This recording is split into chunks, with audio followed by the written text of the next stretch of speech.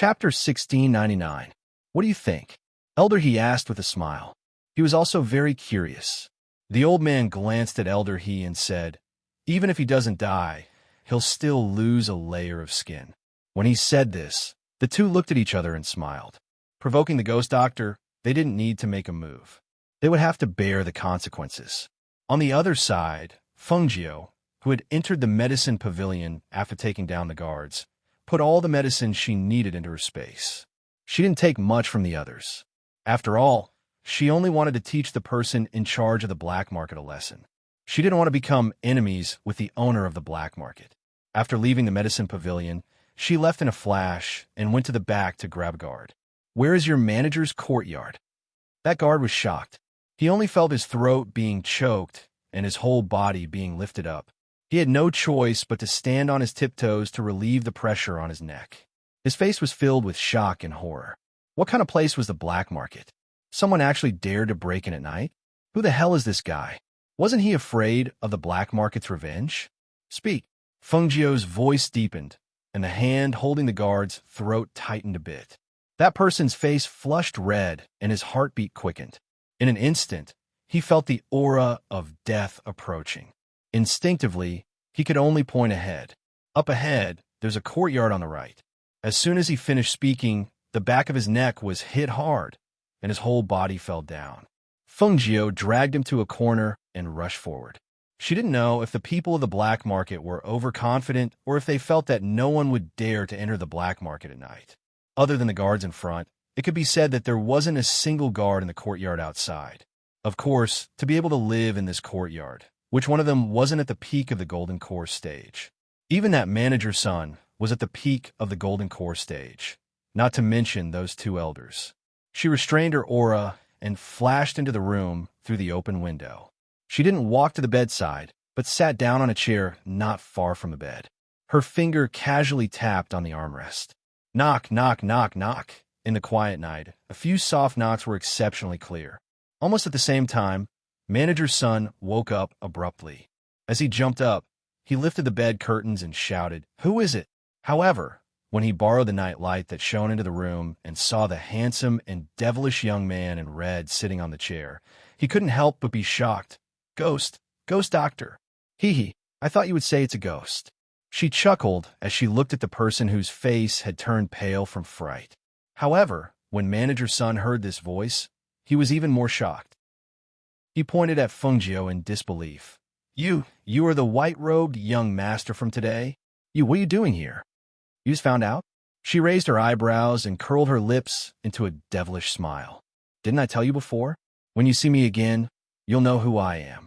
Hearing this, manager's son retreated in fear and opened his mouth to call for help.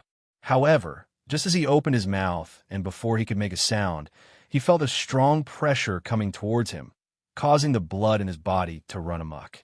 A mouthful of blood violently spat out from his throat. Pooh! Chapter 1700. Do you think I'm easy to deal with? Fengjiu played with her hair, her voice languid as she said, After provoking me, you should have thought of the consequences. Isn't that right, manager's son?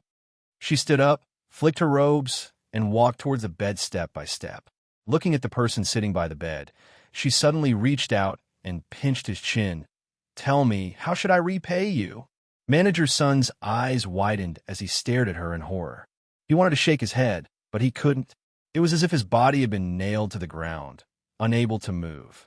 He knew that this was the pressure of a strong cultivator that had directly stunned him. At this moment, he was filled with regret. If he had known that the ghost doctor was so difficult to deal with, if he had known that she was so terrifying, he definitely wouldn't have gone against her. I have quite a few strange pills on hand. How about I reward you with one? She revealed an evil smile, and with a flip of her other hand, a dark green pill appeared in the palm of her hand. Looking at the strange dark green pill, cold sweat dripped from manager's son's forehead. His body stiffened and he wanted to retreat, but his chin was pinched open. Eat it. No need to be polite. Take this pill as a gift from me.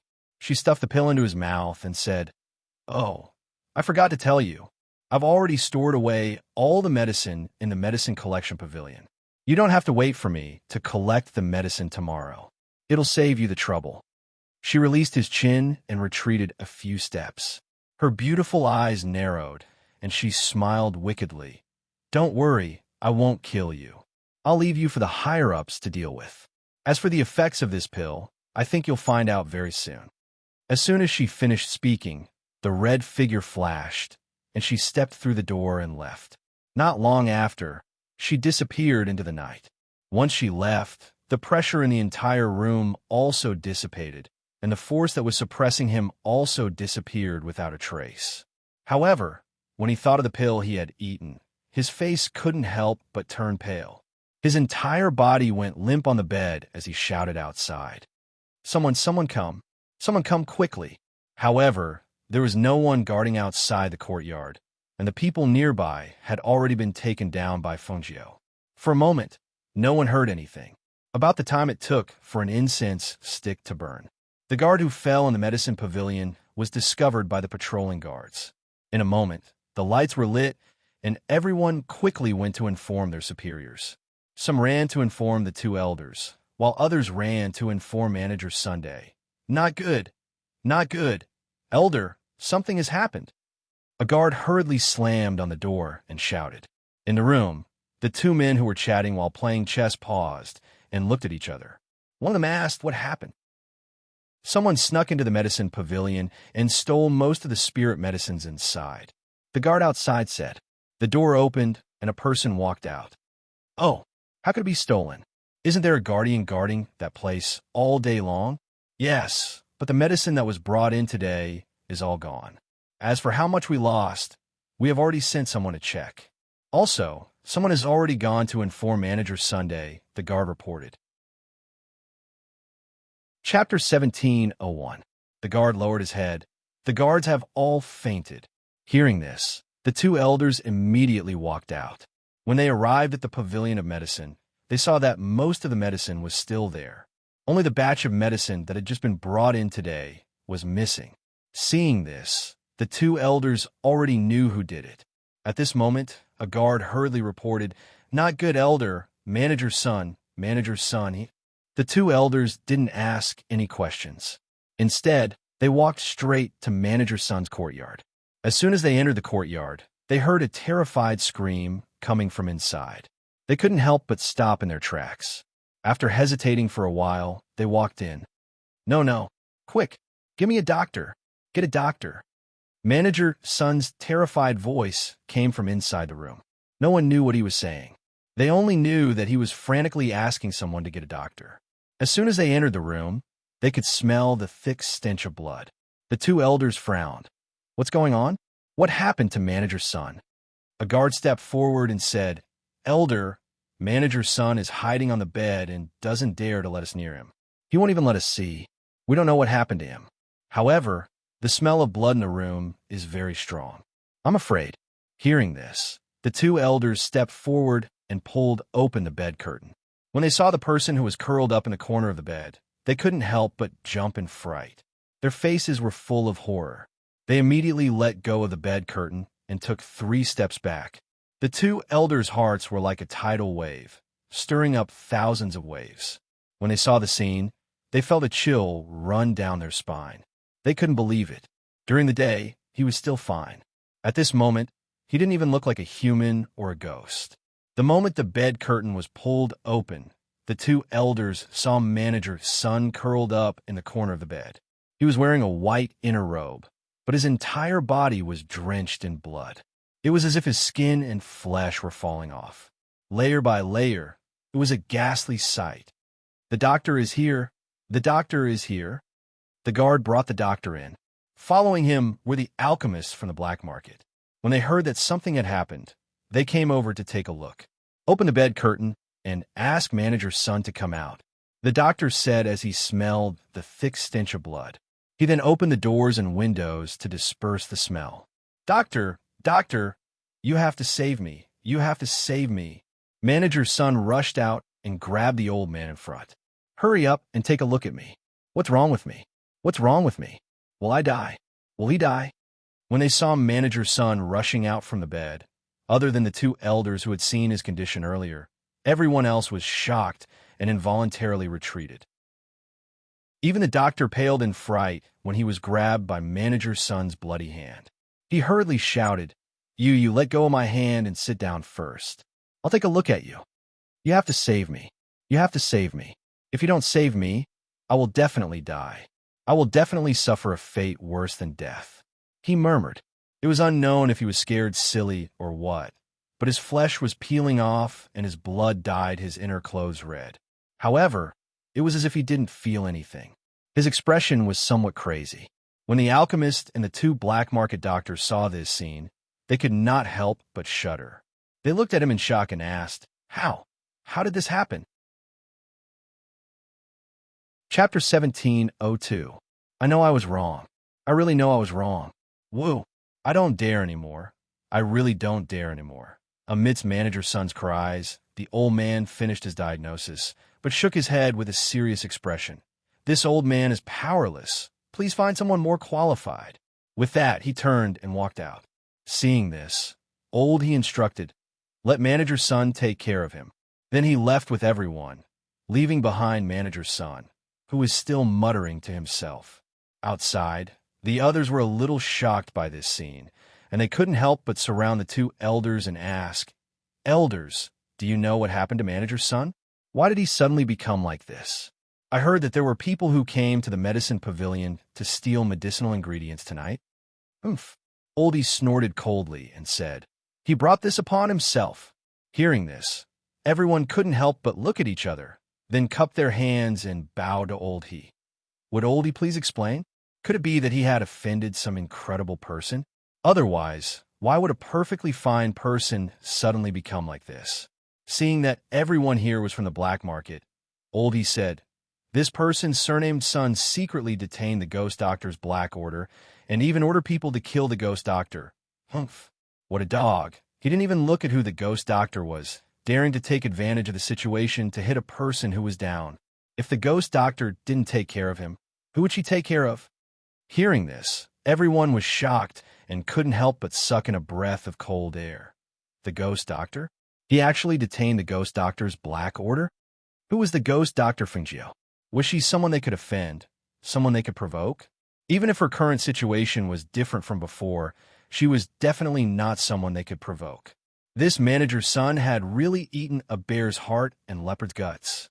Thinking of this, they couldn't help but ask, Then what do we do now? What do you mean, what do we do? Get someone to watch over Sun, then report this matter. He said, flicking his sleeves and leaving with the other elder. Everyone stayed for a while, then left as well. It was better for them not to get involved in this matter. The next evening, Feng Jiu returned to the valley. Shangguan Wanrong and the others, who had been waiting for her, were relieved to see her return safely. Xiaojiu, there's porridge in the kitchen that's still warm. Eat some first. Shangguan Wanrong looked her up and down and asked, Are you hurt? No, it went very smoothly. The medicinal herbs this time are enough for me to refine a lot of medicinal pills. Of course, she didn't take back the black order. However, it didn't matter if she didn't get the black token back. One day, it would return to her. Hearing this, Shangguan Wanrong revealed a shallow smile. It's good that you're not injured. Eat something and rest well for a while. Your father said yesterday that he was a little worried about you going out alone. Where's father? Feng Jiu asked.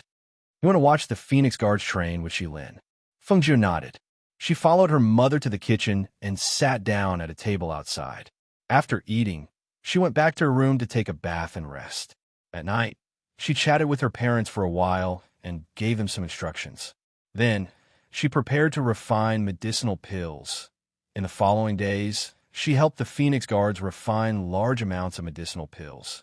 Then, she entered the space to cultivate. Chapter 17:03. Days passed, and the time in the space was 3 times longer than outside. During this period, Feng Jiu had been cultivating in the space, and her few contracted beasts were also cultivating in the space. Apart from increasing her own strength, she also hoped to increase the strength of her contracted beasts.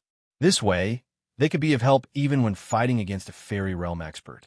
The Fire Phoenix's strength was needless to say, but Lao Bai, Tun Yun, and the little black bear's strength were also increased by another level.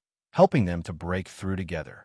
Therefore, apart from the Phoenix Guards who had elixirs to help them, the spiritual beasts in the space also had elixirs to help with their cultivation.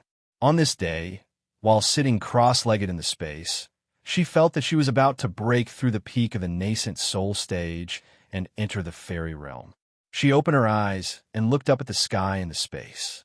This space was a world of its own, and there was only day and night.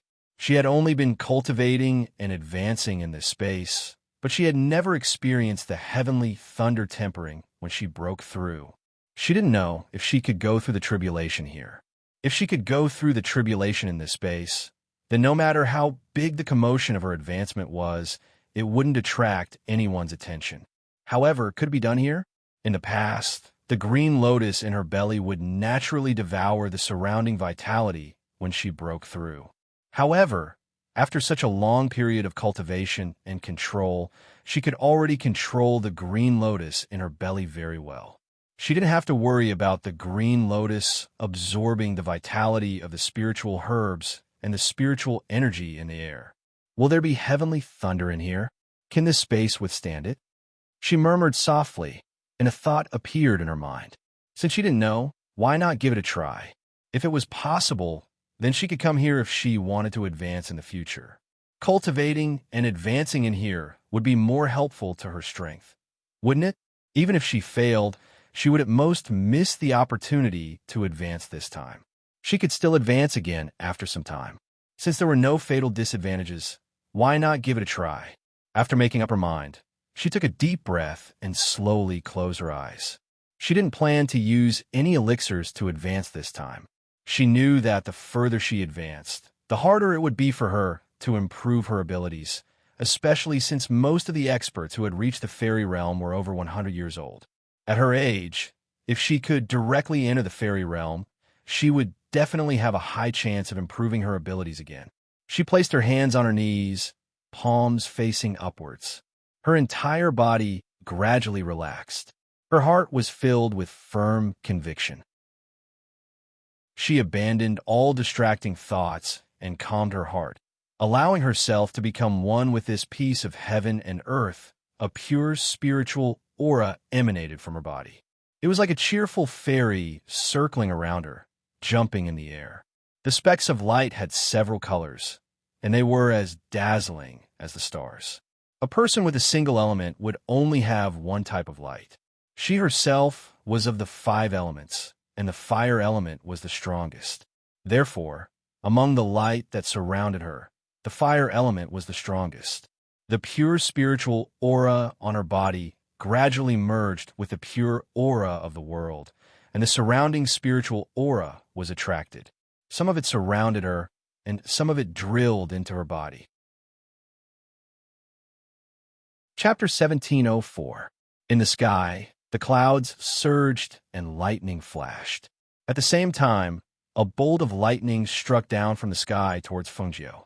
In an instant, there was a rumble, dust flew up, and a vortex of spiritual energy surged wildly. Fungio, who was sitting cross-legged, could only feel the aura of spiritual energy surging into her body. This kind of momentum was like a flood bursting through a dam, rushing in her body uncontrollably. She immediately guided the aura of spiritual energy towards the green lotus so that it could absorb it. At the same time, she expanded the meridians in her body so that the powerful aura of spiritual energy could double or triple the size of her original meridians. When the spiritual energy in her body surged, she was swept up by the vortex of spiritual energy and spun in the air. When the second bolt of lightning struck down, there was a rumble and it heavily struck her body. The powerful energy of the bolt of lightning tempered her meridians and strengthened her physique, allowing her meridians and body to reach a higher level. Rumble. The third bolt of lightning struck down. As if it contained all the power, it shook the entire area, causing the fire phoenix and the others, who were cultivating in this area, to not dare to approach. The powerful pressure in the air and the aura of spiritual energy fused together, but gradually dispersed after the third bolt of lightning. The aura contained in the sky dissipated, and the sky gradually returned to blue and white. However, just as the surrounding airflow calmed down and the spiritual energy in the air calmed down, suddenly a gust of earth energy shot up from the ground and entered her body. The surrounding spiritual energy was once again mobilized by the aura that shot up from the ground. The fire phoenix, Tun Yin, Lao Bai, Little Black, and the other small beasts were about to go forward, but when they saw this scene, they froze. Seeing the movement around their master, the small beasts could not help but gasp.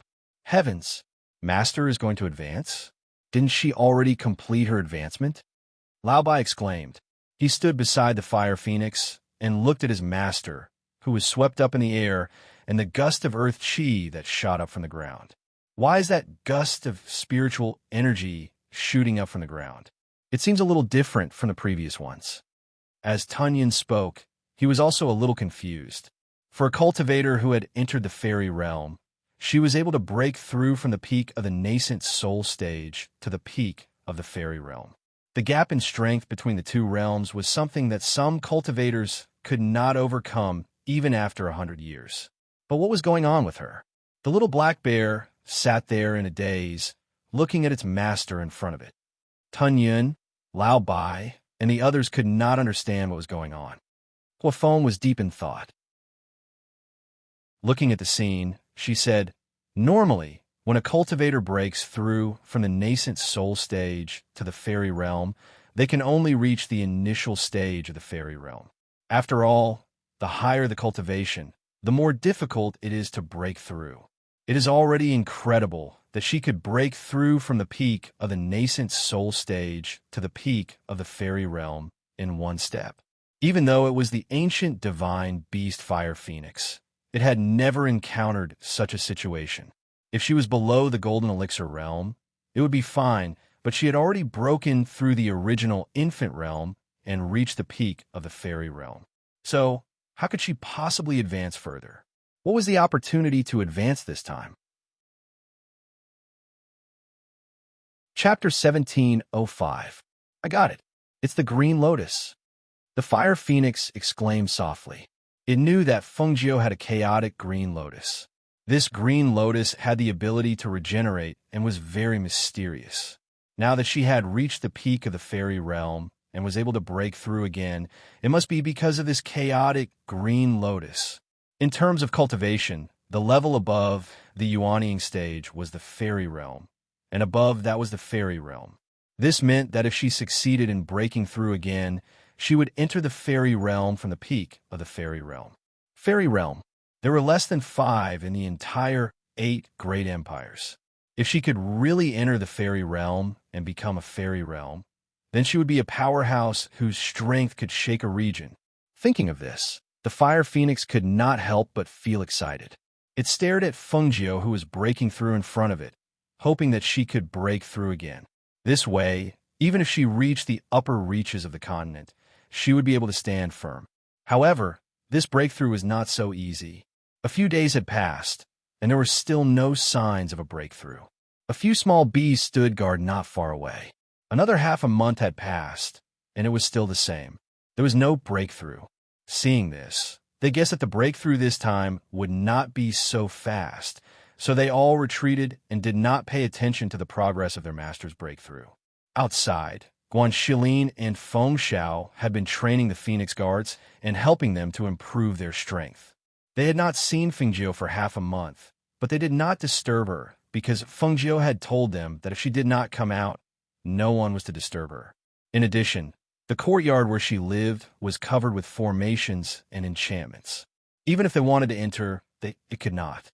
Perhaps it was because of the passing of their companions and loved ones that they all had a common goal.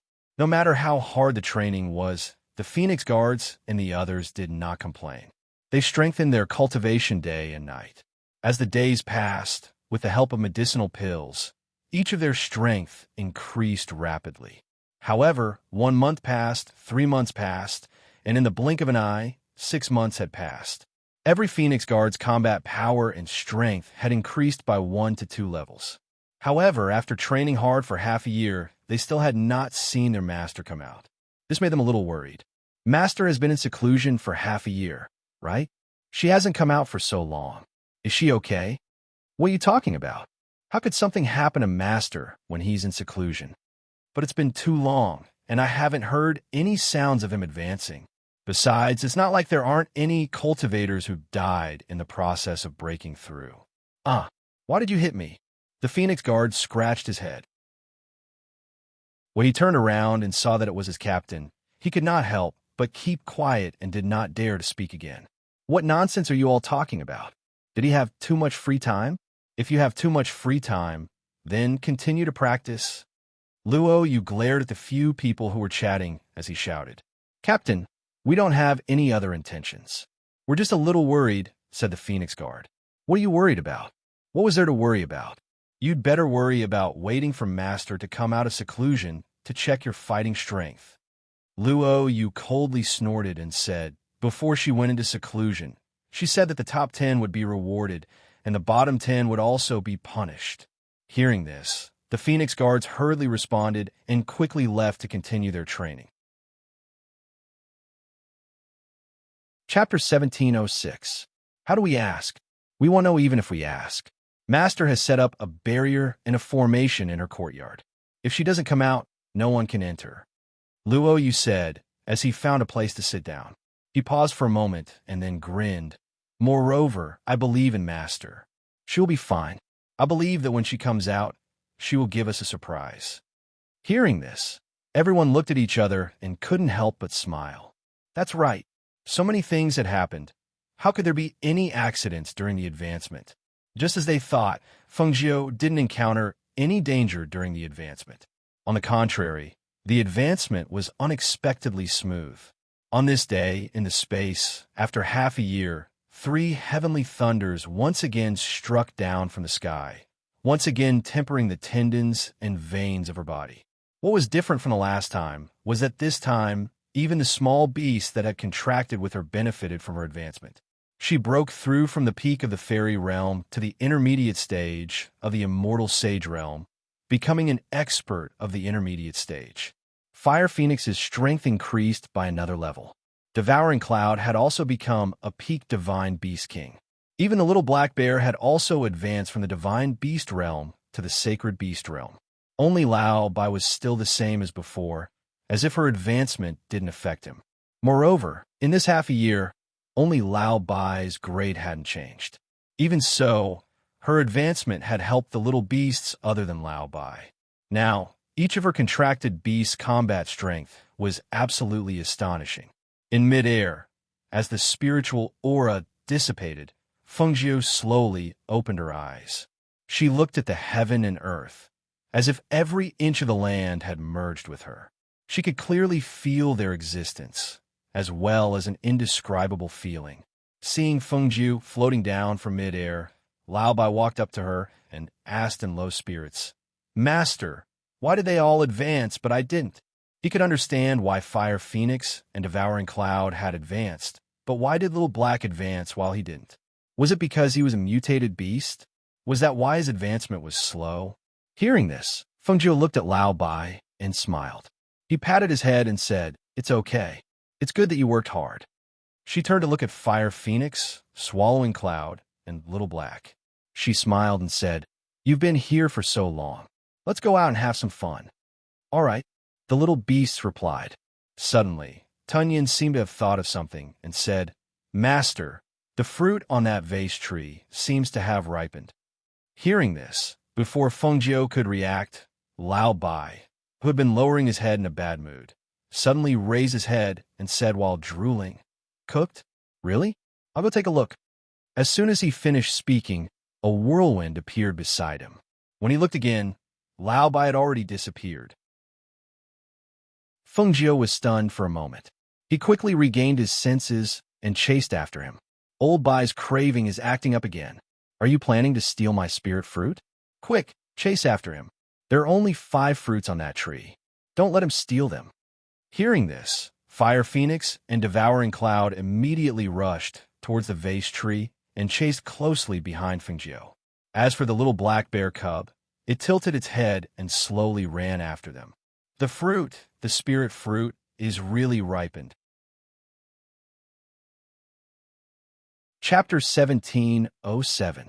Smelling the dense and pure spirit chi emitted from the spirit fruit, as well as the rich fruit fragrance that made it want to pounce on it and take a bite, White Tiger's mouth watered.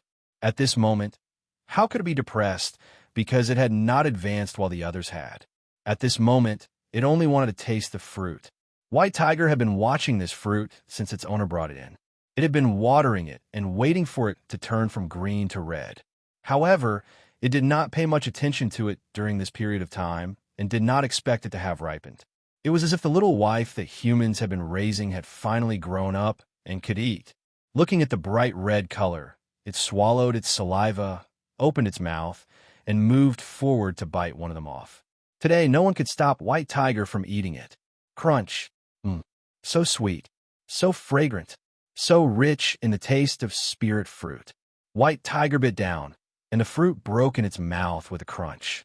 The rich fragrance of the spirit fruit immediately filled the air. White Tiger seemed to be afraid of losing the fragrance and quickly closed its mouth to chew. When Fengjiu caught up from afar, she saw White Tiger standing under the bottle tree with its back facing her. White Tiger's head was slightly lowered and its mouth was constantly chewing. She immediately glared at White Tiger.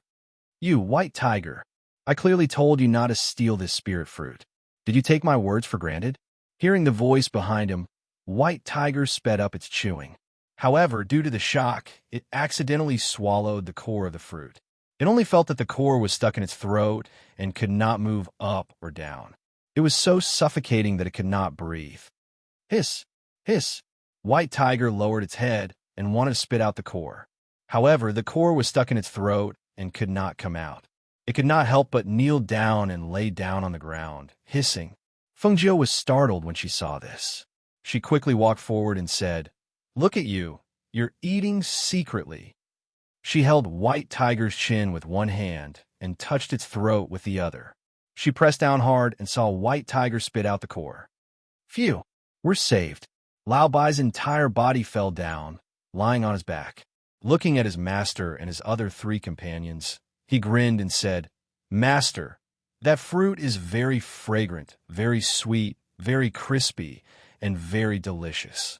"Delicious my ass." Fengjiu slapped his hand down. "I only have 5 fruits, and I don't even know what kind of fruit they are. You ate one just like that. Are you ignoring my words?" "Master, you can't blame me for this. The fruit flew into my mouth by itself, really." Its eyes darted around, and it lowered its head, not daring to look at her. This is a spirit fruit tree that was originally guarded by a group of snakes. If you eat it just like that, don't come looking for me if something happens. She crossed her arms and snorted. It was not that she could not bear to let White Tiger eat it. However, what kind of spirit fruit did this bottle of fruit belong to? What was its use?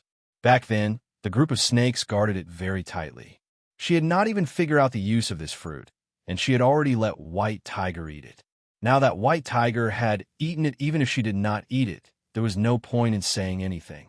Thus, she took a deep breath and said, "Hurry up while you still remember. Try to recall the taste of the fruit you ate. Also, do you feel any different after eating the fruit?" Chapter 17:08. What are you waiting for? Fengjiu glanced at it and took out a pen and paper, preparing to write it down. There were not many fruits, and each one was extremely precious. She first memorized what Lao Bai said, and then observed its reaction after eating the fruit. Lao Bai shook its head. "I forgot. It was only focused on eating it and did not want to be caught by its master. How could it have thought of tasting it?" Hearing this, Fengjiu was speechless and looked at it speechlessly. In the end, she could only shake her head helplessly. "Forget it. You won't get anything out of it. I might as well study it myself." She walked to the bottom of the tree and looked at the remaining 4 fruits hanging between the leaves. The green leaves and red fruits were extremely dazzling and beautiful. She could not bear to pluck the fruits from the tree. Even if she did not pluck them, the fruits would not fall from the branches when they were ripe. This was the benefit of this spiritual abode. Hanging them on the branches could maintain the freshness of the spiritual fruits. She decided not to pluck them and wait for Lao Bai's reaction after eating the spiritual fruits. Thus, she said, "There are only 4 spiritual fruits left. Listen, without my permission, if anyone dares to eat them secretly, I will punish them." Fire Phoenix and the others were not that interested in the spiritual fruits and nodded in agreement. Lao Bai ate one secretly and did not dare to eat anymore. It could only nod obediently. "Lao Bai, come here. Let me check you." Feng Jiu came to the spiritual spring and gestured for Lao Bai to come forward. Seeing this, Lao Bai hurriedly went forward. "Master, I won't eat it secretly next time. Really, I promise." Feng Jiu rolled his eyes. "Your promise is not trustworthy." Hearing this, Lao Bai lowered its head in embarrassment. Fire Phoenix and Tunyon saw this and could not help but grin. With this unreliable Lao Bai, it would be strange if his promise was useful. Strange, why does it not seem to feel anything? Feng Jiu helped Lao Bai to check and found that there was nothing wrong with its body. He could not help but think, could it be that the fruit is just an ordinary spiritual fruit used to replenish spiritual energy? If it was an ordinary spirit fruit, the group of snakes would not have guarded it to such an extent. But if it was not, why did Old White not react after eating it? "Master, why don't you eat one too? You'll know what it does after you eat it," Lao Bai suggested thoughtlessly. "However, I feel that the fruit is just crisper than other fruits, sweeter and more fragrant than other fruits, and has a nicer shape. That's all. Forget it, let's go out first," she said. She decided to go out first and think about it later. She would find out the use of the spirit fruit sooner or later. "All right." Lao Bai wagged his tail and was about to follow her out to the wine cellar to have a drink or two. Unexpectedly, after taking 2 steps, his body suddenly felt that something was not quite right. Yes, with a muffled groan, its entire body fell to the ground. Its body was twitching, scaring the little black bear and Tunyon who were beside it. Hearing the commotion behind him, Feng Jiu turned around and was also shocked. He quickly went forward. "Old Bai, what happened to you?" Lao Bai's body was twitching. He looked at Feng Jiu and said, "Master, I might die." Feng Jiu's heart sank. "No, don't worry. Even if you're poisoned, I'll save you." "Master, I'm dying. My whole body feels terrible, like I'm gonna be torn apart." Chapter 17:09. Seeing that Feng Jiu was repelled by the light, the Fire Phoenix and the other 2 beasts quickly retreated. They looked at Lao Bai, who was rolling on the ground, in shock. What was going on? Lao Bai, who was lying on the ground, was emitting a blinding white light.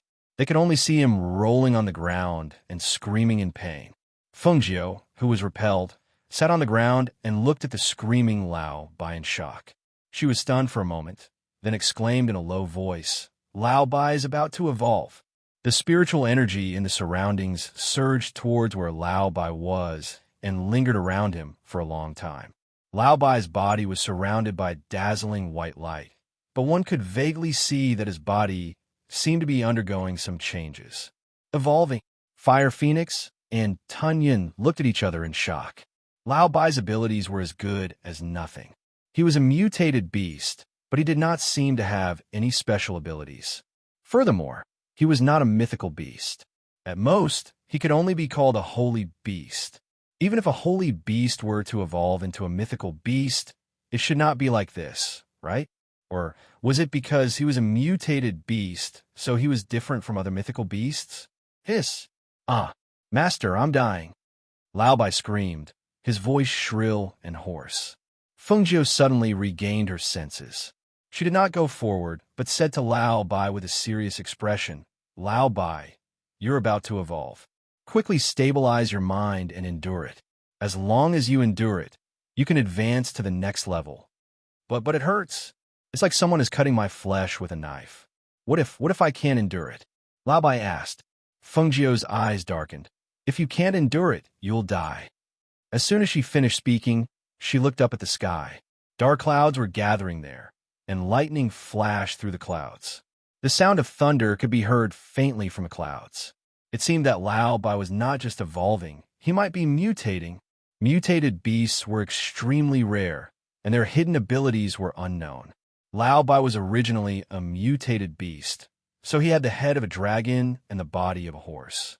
If he ran, he would be extremely fast and powerful. However, no one had seen his attributes and special abilities in battle. If he mutated again, then what kind of mutated beast would he become? It was more difficult for mutated beasts to evolve than other mythical beasts, and the mortality rate was higher. Thinking of this, Fengjiu let out a sigh of relief. She took out a pill from her space and flicked it at Lao Bai and shouted, "Lao Bai, open your mouth." Lao Bai cried out in pain because of the tearing pain in his body. His strength was gradually disappearing. Although he wanted to do as his master said and make a breakthrough, he felt that his life force was already slipping away. At this time, when it heard its master's voice, it looked towards her and saw a pill being thrown towards it. It instinctively opened its mouth and swallowed the pill. As soon as the pill entered its mouth, a rich spiritual aura spread through its throat. As the pill slid down its stomach, its physical strength, which had been gradually losing, quickly recovered. It was unknown whether it was the pill's effect or Lao Bai's own problem, but Lao Bai screamed at the sky, and a strong pressure, accompanied by spiritual aura, spread out like ripples in water. Chapter 17:10. At this moment, Lao Bai, who had been lying on the ground, stood up and shook his body. Suddenly, his horse body disappeared, and he turned into a white dragon. The dragon's body was so thick that it was impossible for one person to wrap their arms around it. It was about 3 meters long, and its scales glowed with a silver light. Its 4 dragon claws were sharp and cold. When it lifted its head with 2 dragon horns, its 2 whiskers swayed with its breath. Its dragon eyes were wide open, and it seemed to be confused and doubtful. Fengjiu was dumbfounded. She stood there and stared blankly at Lao Bai, who had suddenly turned from a white horse into a white dragon. If Lao Bai originally only looked half like a dragon, then now he looked like a dragon from head to toe. The Fire Phoenix and Tunyon were rather dumbfounded as well. They stared at the bewildered Senior White, who was hovering in the air. Senior White's eyes were wide open as he sized up Tunyon's body and tail. The 2 beasts didn't know what to say. Wasn't Lao Bai just a horse? At most, it was a mutated horse. How did it suddenly turn into a dragon? After recovering from a shock, Lao Bai suddenly exclaimed, "Master, I've mutated again." He jumped up and down in the air. Soon, he arrived in front of Fengjiu. His bulging dragon eyes were filled with excitement. "Master, look at me now. Isn't it better than my original horse body? Don't you feel that I've become more advanced? Did I suddenly turn from a horse into a dragon? Master, do you think I'm part of the dragon race now?" He wagged his dragon tail excitedly. He felt that he had become 1 level higher. Fengjiu blinked and looked at Lao Bai. She reached out and touched the silver-white scales on his body. "You've really become a dragon?" With that, she touched the horn among the dragon horns. Since he had turned into a dragon, why was the horn still there? "Looks like that fruit is really something good." Fengjiu smiled as she spoke. At that time, the group of snakes had been guarding it, so she knew that this fruit tree must be extraordinary. Now that she saw Lao Bai evolve into a dragon, she could imagine that this fruit indeed had the ability to stimulate potential and make spirit beasts mutate. If the Snake King had swallowed this spirit fruit, perhaps it would have transformed from a snake into a devious wyvern. She had transformed from a snake into a dragon and soared into the sky. It was no wonder that the Snake King had chased after her. "Let's go. He's out," she said with a smile. Seeing that the little beasts had all advanced, she was very happy. However, just as she was about to bring them out, she caught a glimpse of green from the corner of her eyes. She raised her eyebrows and looked in that direction. That side was where the spiritual herbs were planted. Just now, she caught a glimpse of a green figure in the spiritual herb field. If it wasn't the green-feathered chicken, what else could it be? Too many things had happened in the past, and her mood was in a mess. After throwing the little beasts in here to cultivate, she didn't pay them any attention. She remembered the Fire Phoenix and the others. After all, they were bound by a contract, and she could sense them with just a thought. As for this green-feathered chicken, because she didn't have a contract with it and it didn't seem to have appeared recently, she had forgotten about it. If she hadn't caught a glimpse of that green in the spiritual herb field, she would have forgotten that there was a green-feathered chicken by her side. "Master, what's wrong?" Tunyon asked. He turned around, but did not see anything. Chapter 17:11. Little Black stared blankly at Fengjiu and mimicked them by tilting its head and looking around. No one knew what it was looking for. "You haven't seen green hair recently?" Fengjiu asked as it slowly walked towards the spiritual medicine field. "Green hair?" The three little beasts were startled and shook their heads. "No. Is it here too?" That chicken was really ignored by them, and they didn't hear green hair's noisy crows for a while. "I just remembered that it has been here all this while and hasn't gone out," Fengjiu said as she walked forward and looked around the spiritual medicine field. She didn't see green hair for a while, so she shouted, "Green hair? Come out." Who knew? There was still no movement. Hence, she released her divine sense and scanned the surroundings. Finally, her gaze fell on a patch of grass not far from the spiritual medicine field. She walked forward and squatted down in front of a patch of weeds. Looking at the small hole that was covered by weeds, she couldn't help but feel puzzled. She asked the small hole, "Green hair, what are you doing inside?" This green hair actually dug a hole here and hid itself in it. But it's a chicken and not a gopher. Why would it hide in a hole? Even if it was looking for a nest, it should be a grass nest. Who knew? Green hair stuck its head out and looked at Fengjiu outside the hole. It didn't say anything and shrank back, as if it didn't intend to go out. Furthermore, its pair of small eyes were looking at Fengjiu with vigilance and caution. Seeing this, Fengjiu was slightly surprised and puzzled. She stepped aside and said to Fire Phoenix, "Catch green hair and see what's going on." "Okay," Fire Phoenix replied and stepped forward. However, before it could do anything, green hair started to cry from inside. "Kikik, no, I don't want to go out." It first raised its head and crowed a few times, then shouted in human language, afraid that Fengjiu would really let the Fire Phoenix catch it. At that time, she had also given green hair a speech pill to facilitate communication. Other than occasionally chirping, it would also speak human language. However, after it entered the space, it seemed to have stopped moving.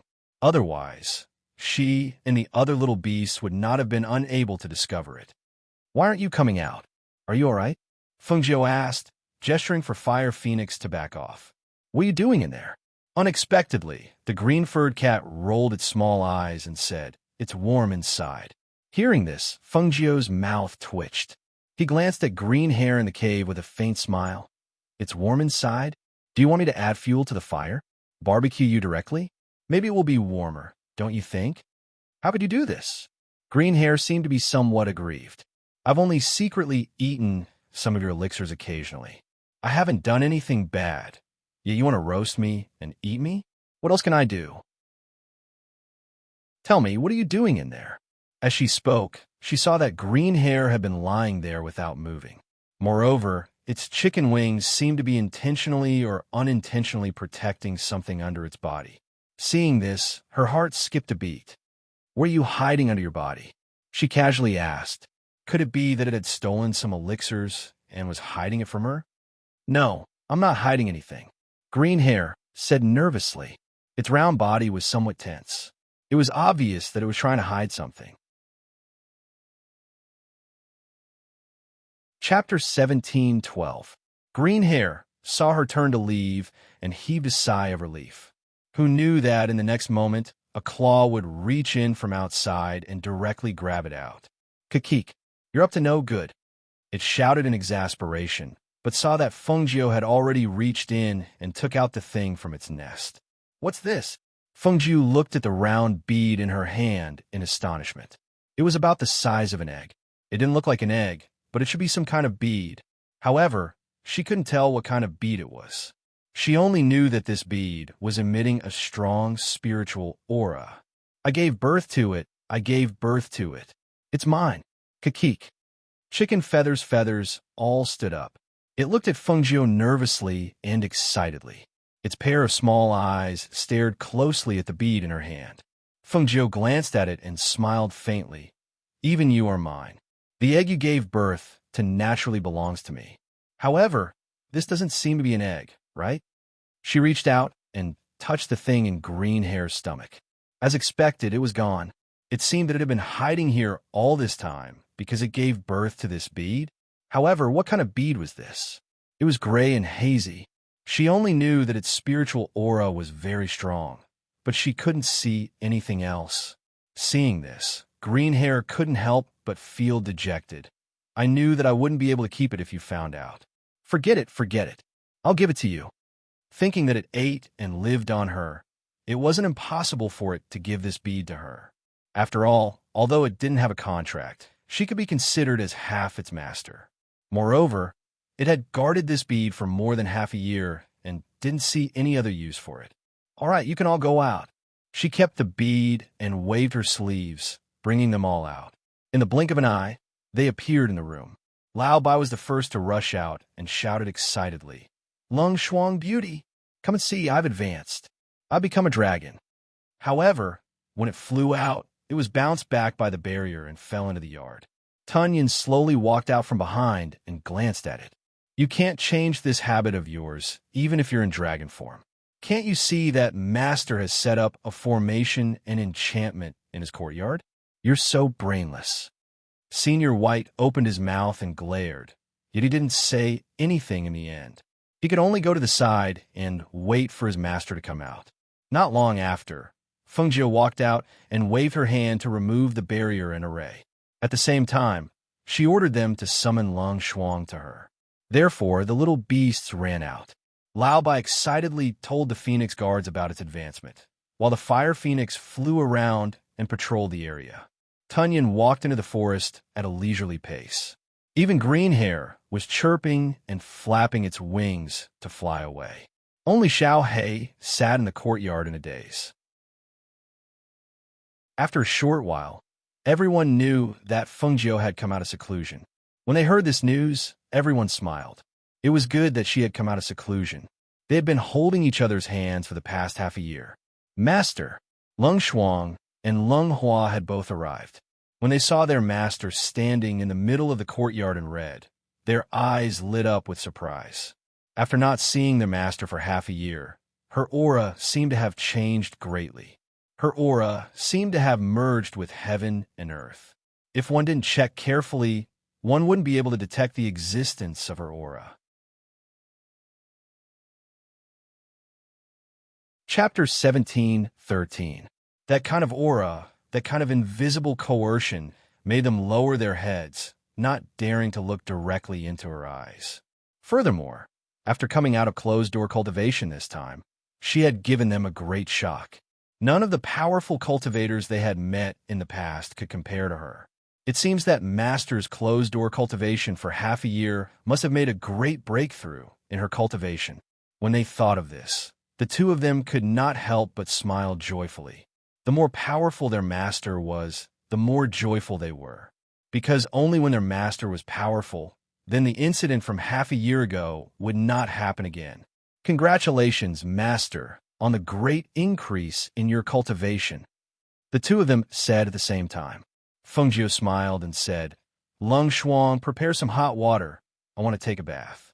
Also, Lung Hua, tell me about what has happened during this period of time. Yes. The two of them replied and went about their tasks separately. Lung Shuang prepared the water for Feng Jiu to take a bath, while Lung Hua gave her a rough account of what had happened in and out of the valley during this period of time. The countries around the Phoenix dynasty have not dared to invade. They seem to be afraid. However, there are still some forces who are looking for Master's whereabouts. The black market has also sent people to investigate, but they have not been able to find this area. Furthermore, the Grand Empress maternal family is also looking for us. When they received the news, the Master sent someone to deliver the news. At this point, Lung Hua paused for a moment. When the news of Master Guan and the others' deaths reached them, one could imagine how great of a blow it was to them. Not only had they lost their daughter, but they had also lost their grandson. Feng Jiu's eyes flashed when she heard this. Even though half a year had passed, Every time she thought of how her grandfather and the others had died, she would feel exceptionally terrible.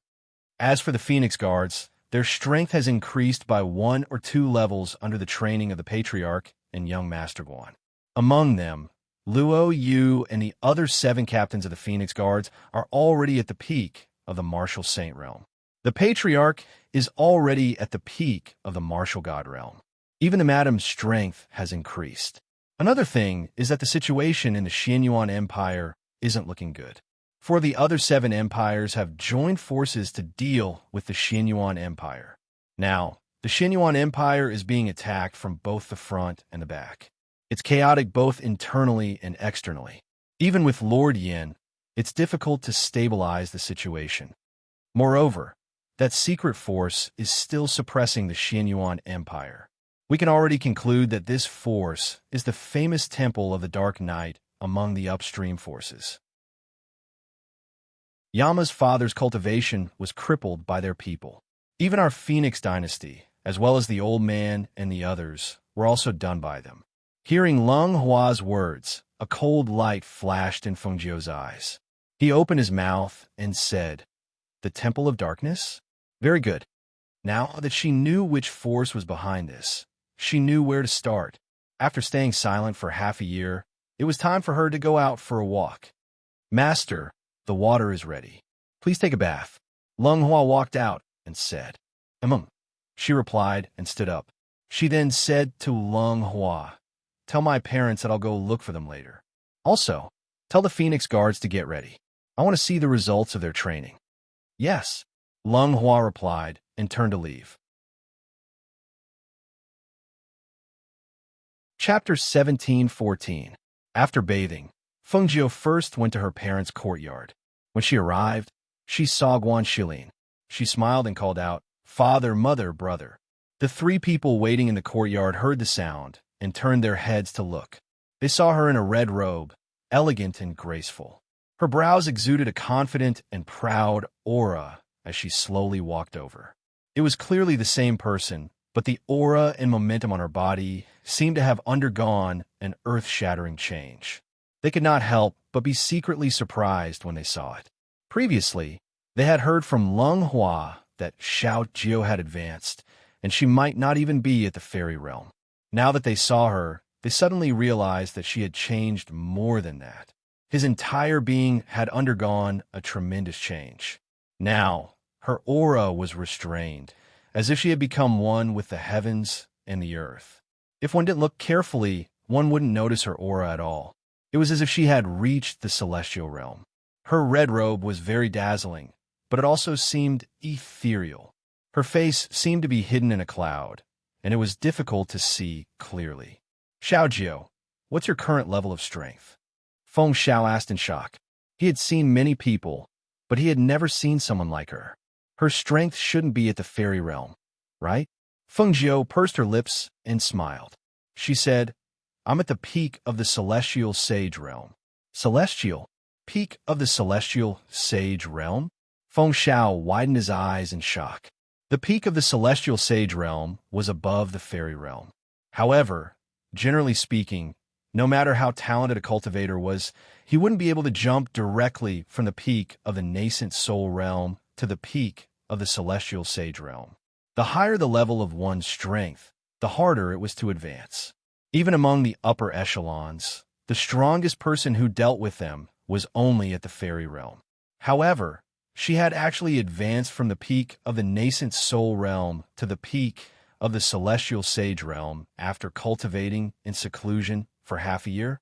If it were someone else, they wouldn't be able to reach such a level even if they cultivated for 50 or even 100 years. Shangguan Wanrong also looked at her daughter in disbelief. She muttered, "Peak of the celestial sage realm? That's a battle prowess equivalent to 100 fairy realm experts." One of them was equivalent to 100 fairy realm experts. So, how terrifying was his combat prowess? Just how strong was this expert? Thinking of this, her heart began to thump wildly. With Xiao Jiu's strength, there was no need for her to fear anyone. Furthermore, she was still young, and her strength would definitely increase in the future. Even some of the clans in the upper echelons would reconsider if they wanted to make an enemy out of such a strong person. She took a deep breath and exhaled slowly, calming herself down. She was really happy that her daughter had such strength and power. In this way, when she went out in the future, even if they were not by her side, they would not have to worry about whether she would be in danger. Right now, even if she had reached the upper reaches, she was already a powerhouse that no one would dare to provoke. Furthermore, she had both alchemy and medical skills. She would definitely be dazzling no matter where she went. Great! To be able to reach the pinnacle of the Sage Immortal realm in just half a year. Xiaojiu, you're truly a genius. Guanxilin laughed heartily. Chapter 17:15. Hearing this, Feng Xiao and Shengwan Wanrong looked at each other and asked, "Are you going out?" "Yes, it's time to deal with those things." She nodded and looked at the two of them, saying, "Father, Mother, I hope that you can stay here for now. This place can be said to be aloof from worldly affairs, and there's no danger. I'll be more at ease if you're here. Don't worry. Do whatever you want. Don't worry about us. We'll take care of ourselves." Feng Xiao patted her hand and said, his daughter was not an ordinary person. This place cannot trap her. He knew that she would still go out. "Yes, we'll wait here for you to come back. Don't worry," Shengwan Wanrong said softly. Now this was their home. Even if the dark forces wanted to deal with them, they could not. Here, they would be very safe. Feng Jiu nodded and then looked at Guanxilin, saying, "Brother, I'm going to see how the Phoenix Guard's strength has increased recently. Let's go together." "Okay." Guanxilin responded and bowed to Feng Xiao and Shengwan Wanrong. Then, the two of them walked out together. In the field and the forest, the Phoenix Guards heard that their master had come out of seclusion and was going to check on their results in the past 6 months. Therefore, all of them stood straight in the forest, nervously waiting for their master's arrival. Although they were very satisfied with their progress in the past half a year, if they were to look at it from Master's point of view, would Master feel that they were advancing too slowly? Even if they were satisfied and felt that it was already good, it was still not as good as their Master's affirmation. Feng Jiu, who was chatting with Guanxilin, came to the forest and saw the Phoenix Guard standing there. Each of them was as straight as a pine tree and had a biting cold aura. Their bodies were filled with a strong fighting spirit. He stopped in front of them and saw them kneel on one knee and bow respectfully. "Greetings, Master. Get up." Feng Jiu gestured as his gaze swept over Luo Yu's group of 8 before sweeping over the Phoenix Guards behind them. With a sweep of his divine sense, he had a rough idea of their strength. Compared to half a year ago, she had definitely improved a lot. In addition, her brother had also told her on the way that her combat strength and adaptability had improved. It seemed that it was about time. "Split into 2 teams and fight. I want to see your battle prowess," she instructed and then retreated to a higher ground. "Yes." When the crowd heard her words, they quickly split into 2 groups to fight. For a time, the sound of fists surging through the air, as well as low shouts, could be heard from time to time. When their fists collided, it was as if they contained the force of 1,000 pounds. When their palms collided, it was as sharp as a blade. "How is it? Are you satisfied?" Guanxilin asked as he looked at the people fighting below. "They are all trained according to the training method you mentioned. There are ambush teams, tracking teams, and main attack teams. I think their strength is pretty good after half a year of training." Guanxilin asked as he looked at the people fighting below. Feng Jiu looked and said, "If they face the enemy head-on, there's still a risk. However, if they cooperate with each other, they can kill in one fell swoop. Indeed, looking at their battle prowess, it's much better than before. It seems that you've put in a lot of effort." Chapter 17:16. Feng Jiu looked at the Phoenix Guards fighting below and said, "Brother, I'm going to bring them out for a real battle. Since the Xinyuan Empire is being attacked by the other empires, I want to attack them from the shadows." "No problem," Guanxilin said loudly. "Count me in. I'll go with you." She turned to look at him and smiled. "Okay." After about 2 hours, The Phoenix Guards stopped one by one under Feng Jiu's command. They were panting. After the battle, they all had some scratches on their bodies. Even if they were knocked down by their opponents, they continued to stand up. Therefore, after a round of fighting, it was inevitable that they would be injured. Bring all your teams back to rest.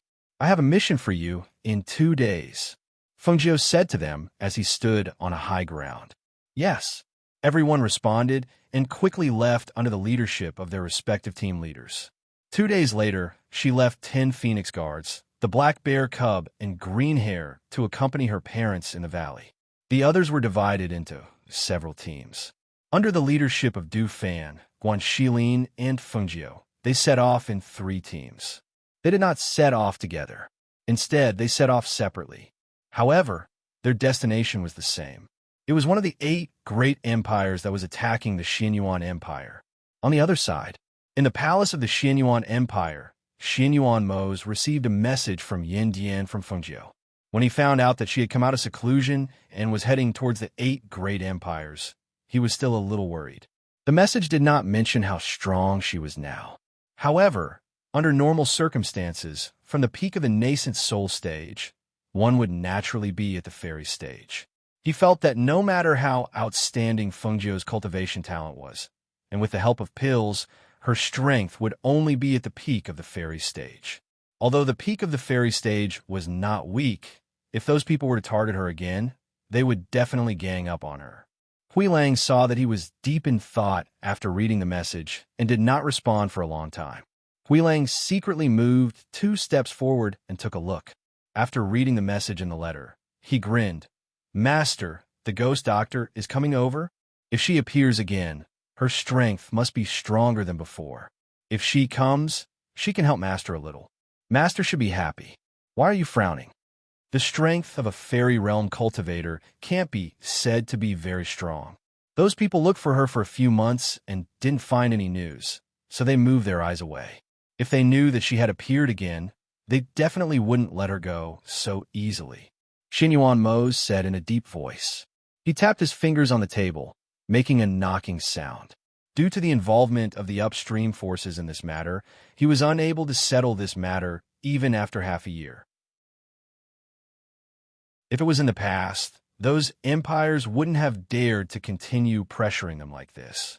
However, they had the backing of the upper echelons now, so they naturally didn't fear the Xianyuan Empire. Conversely, if they were able to take down those empires and divide them up, then it would naturally be extremely beneficial to them. In the past half a year, Yin Dian's forces had been destroyed, and his father was in such a state. The internal and external turmoil of the Xianyuan Empire was too great, and with the interference of the upstream forces, it was impossible to stabilize the situation in a short period of time.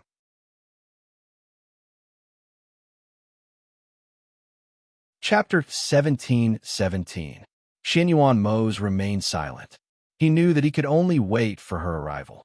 However, what he didn't know was that although Feng Jiu and the others came to the 8 great empires, they weren't going to the Xianyuan Empire.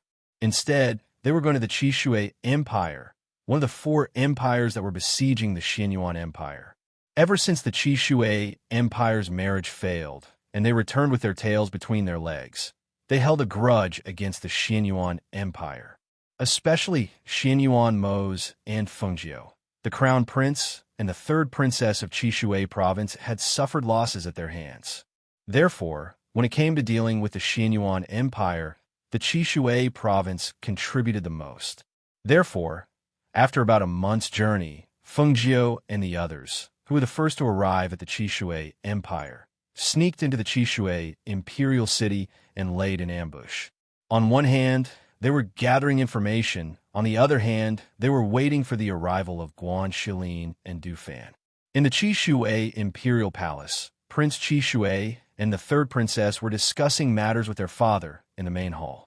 Father, now that the Xianyuan Empire is attacked from both sides, why don't we take advantage of this opportunity to destroy them?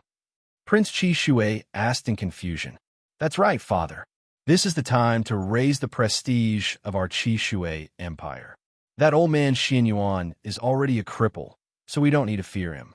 The most difficult one to deal with right now is Xianyuan Mo's.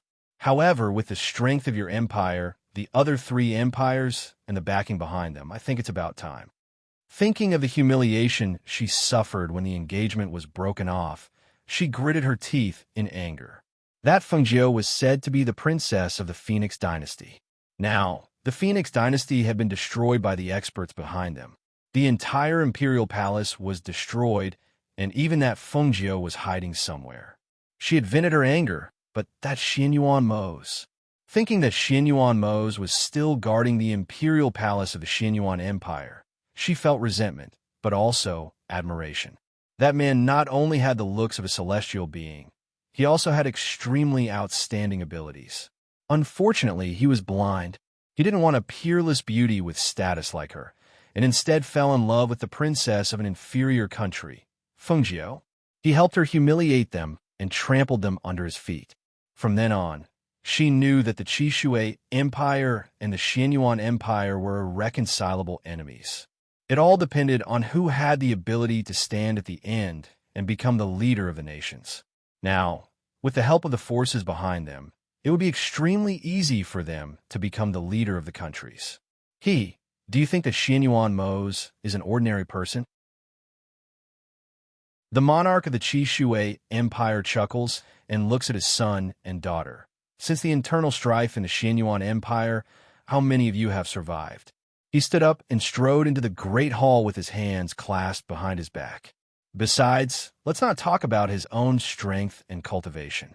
You should be able to tell that Xianyuan Mo's is the most difficult one to deal with just from the fact that he's still alive after suffering from the Millennium Ice poison. Hearing this, the brother and sister can't help but look at each other without saying anything. If an ordinary person is poisoned by the Millennium Frost poison, they will die after 3 times. But his Millennium Frost poison has been around for a long time, and he can still cure it. Tell me, do you think we can kill a person like him just because we want to?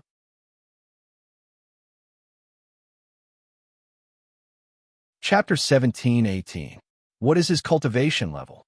The siblings looked at each other and said, based on his age and talent, he should be a fairy realm master. A fairy realm master? Ha. The lord of Qishui province smiled and shook his head. You don't even know what level he is at, and you want to kill him? Don't know? She had always thought that Xianyuan Mo's was a fairy realm master. After all, a fairy realm master was the strongest existence she had ever encountered. Father, could it be that he is not a fairy realm master? Prince Qishui clenched his fists, feeling resentful and unwilling. Xianyuan Mo's was a crown prince, and so was he. However, there was a huge difference between the two of them. It was as if he had always been suppressed by Xianyuan Mo's. As far as I know, Xianyuan Mo's bestial cultivation level is definitely higher than the fairy realm. He paused, then continued. However, if he is not at the fairy realm, then he might be at the celestial saint level. However, even I have never seen a celestial saint. His voice was filled with emotion. If it is difficult to cultivate to the celestial saint level, then it is really a step into the celestial world. The strength of a celestial saint is equivalent to the strength of 100 fairy realm masters. Xianyuan Mo's strength is what we have always been afraid of. Do you think that although we have the support of the upstream forces, when we are really in danger, the people from the upstream forces will save us? He shook his head and said, "You are too naive, too naive. We have teamed up with a few empires, but no one is really attacked. No matter which country attacks, it will definitely be the one that suffers the most losses. If we attack first, our empire will suffer the most losses. If the people from the other countries take the opportunity to attack, then wouldn't it be a waste of effort?" He was an emperor, the ruler of a country. He thought further than them. They only thought about the present, but he thought about the future. The people from the upper reaches didn't make a move, but allowed them to do it. The empires pushed each other aside because they didn't want to fight with the people from Yandian. Whoever rushed out first would definitely be the one to die the most. Then what should we do? Are we just going to keep waiting like this? Prince Qishui asked, somewhat unwilling to give up. Of course not. The governor of Qishui province said, I've sent a letter to the other 3 countries in the name of the upstream forces, telling them to each send out a troop. When the time comes, the four countries will mobilize their troops at the same time and attack the Xianyuan Empire in one fell swoop, directly dividing their territory. Hearing this, Prince Qi Shui and the third princess were excited. "Father, is there anything you need us to do? Please give me your orders." The governor of Qi Shui province laughed and waved his hand. "Just you wait. When the time comes, all of you will be there." "Yes." The two of them replied in unison. Seeing their imperial father walk out, they followed him. On a branch in the palace, the fire phoenix, who had shrunk into a small bird, was standing on a branch. She heard their conversation and watched them leave. Then, she flapped her wings and left, preparing to report back to Fengjiu. In a small forest on the outskirts of Qishui Imperial City, Fengjiu and the others set up camp and rested.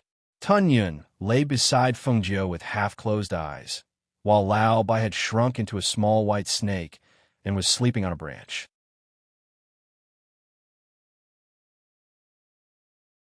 Chapter 17:19. Seeing the fire phoenix fly back, Fengjiu reached out her hand and let the fire phoenix land in her hand. "How is it? Did you hear anything?" she asked softly. The fire phoenix flapped its wings and said, "Yes, the old man from Qishui province said that he wants to join forces with a few other countries to attack the Xianyuan Empire." It told Fengjiu everything it heard in the palace and waited for her next order. Hearing the fire phoenix's words, Fengjiu curled the corners of her lips and revealed a cold smile. This old man was indeed wishful thinking. Since he wasn't afraid of death, she would start with him. She ordered everyone to hide first and sent the fire phoenix to the palace to keep an eye on them. The others waited for Guan Shilin and Du Fan's teams to arrive. They waited for 2 days. 2 days later, in the evening, Guan Shilin and Du Fan led their teams to a small forest. When the phoenix guard who was watching them saw them, he brought them to Fengjiu. When Guan Shilin saw Fengjiu, he strode forward and asked with a smile, "Xiaojiu, when did you guys arrive?" "We flew the whole way here. I didn't expect to be later than you guys." "Master." Du Fan, Feng Wei, and the others bowed respectfully. Fengjiu glanced at them and smiled. "We arrived 2 days earlier than you guys. Did everything go well?" "Nothing happened on the way. It was good."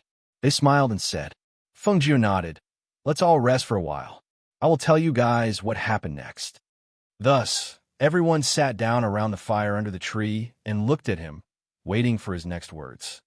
"Since everyone is here, I plan to make a move tomorrow night. We don't need to make a big move, mainly an assassination. As long as the person in power in Qishui province is dead, then Qishui province will be in a state of disunity. At that time, they won't even be able to take care of themselves, so they won't have time to deal with the Xianyuan Empire." After that, Fengjiu explained the details of the plan to them and asked, "Do you guys remember everything?" "We'll remember." Everyone responded in a loud and powerful voice. "Very good. Let's take the time to rest after eating something." She gestured for Leng Hua and Leng Shuang to distribute the roasted meat to everyone. She got up and walked around. Seeing this, Guan Shilin followed her and said, "Xiaojiu, did you tell Mo Zhe that we're here?" Fengjiu looked back and smiled. He probably only knows that we're in the 8 great empires, but he doesn't know that we're in Qishui province. She wanted to give him a surprise and help him solve this potential problem. Guan Shilin shook his head and smiled. Then he's probably worried now. He doesn't know that you're already at the peak of the sage immortal realm. I think he probably thinks that you're at the peak of the fairy realm. Hearing this, Fengjiu smiled. He'll receive the news soon. Once she killed the monarch of Qishui province and destroyed half of his forces in the imperial city, he would naturally receive the news. Moreover, he wouldn't be the only one who would know. The people from the other countries would know as well. When that time came, they would be nervous and on guard. After all, the monarch of Qishui province was a cultivator at the mid-stage of the fairy realm.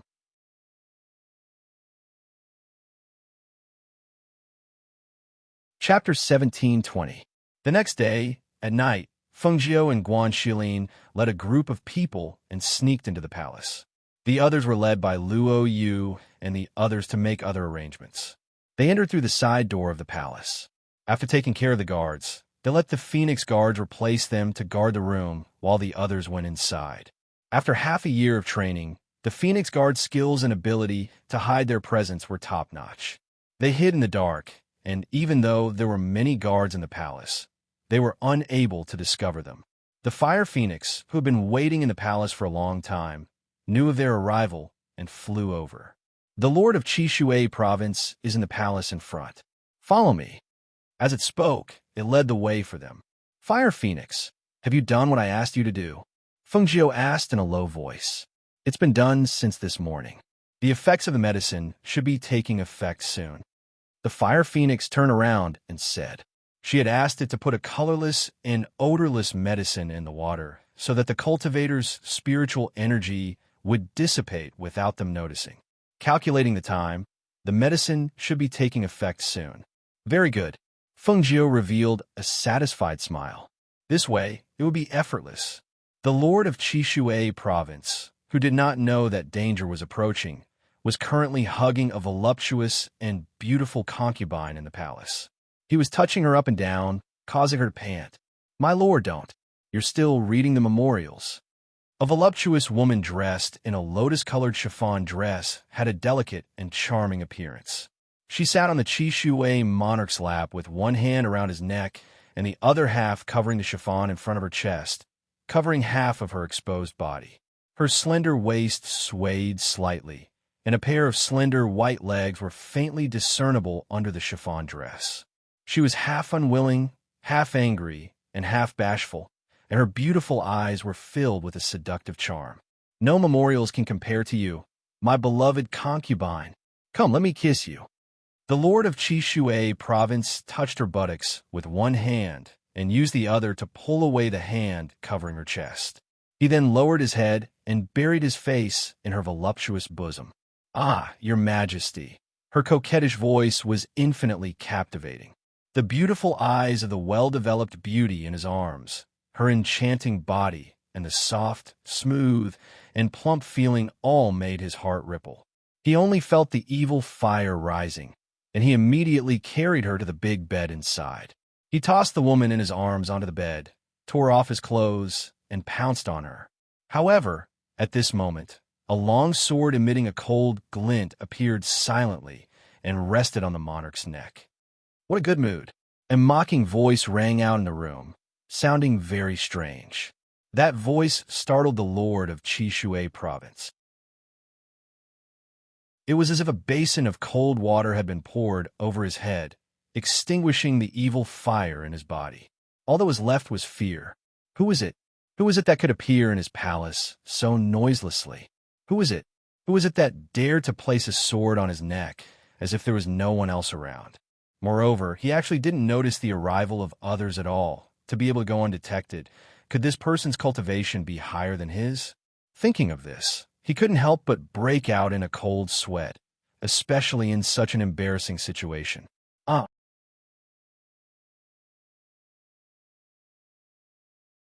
Chapter 1721. He watched as the concubine beneath him died with her eyes wide open. The Lord of Chishui province was terrified. Who are you? He turned his head, and when he saw the person holding the sword behind him, the first thing that flashed across his eyes was surprise. That person was dressed in a dazzling red robe and exuded an ethereal aura. That androgynous face had a devilish charm to it. Faintly, the Lord of Chishui seemed to see the red-robed person raise her eyebrows and curl her lips slightly as she looked at him with a smile that was not a smile. Do you recognize who I am? Feng Jiu asked. She pressed down harder on the long sword and slashed a wound on the Lord of Chishui province's neck, causing a trace of blood to seep out. The piercing pain caused the Lord of Chishui province to come back to his senses. Looking at the person in front of him, a thought flashed through his mind. You're Feng Jiu. It was said that Feng Jiu had a peerless appearance, liked to dress in red, and wielded the Qing Feng sword.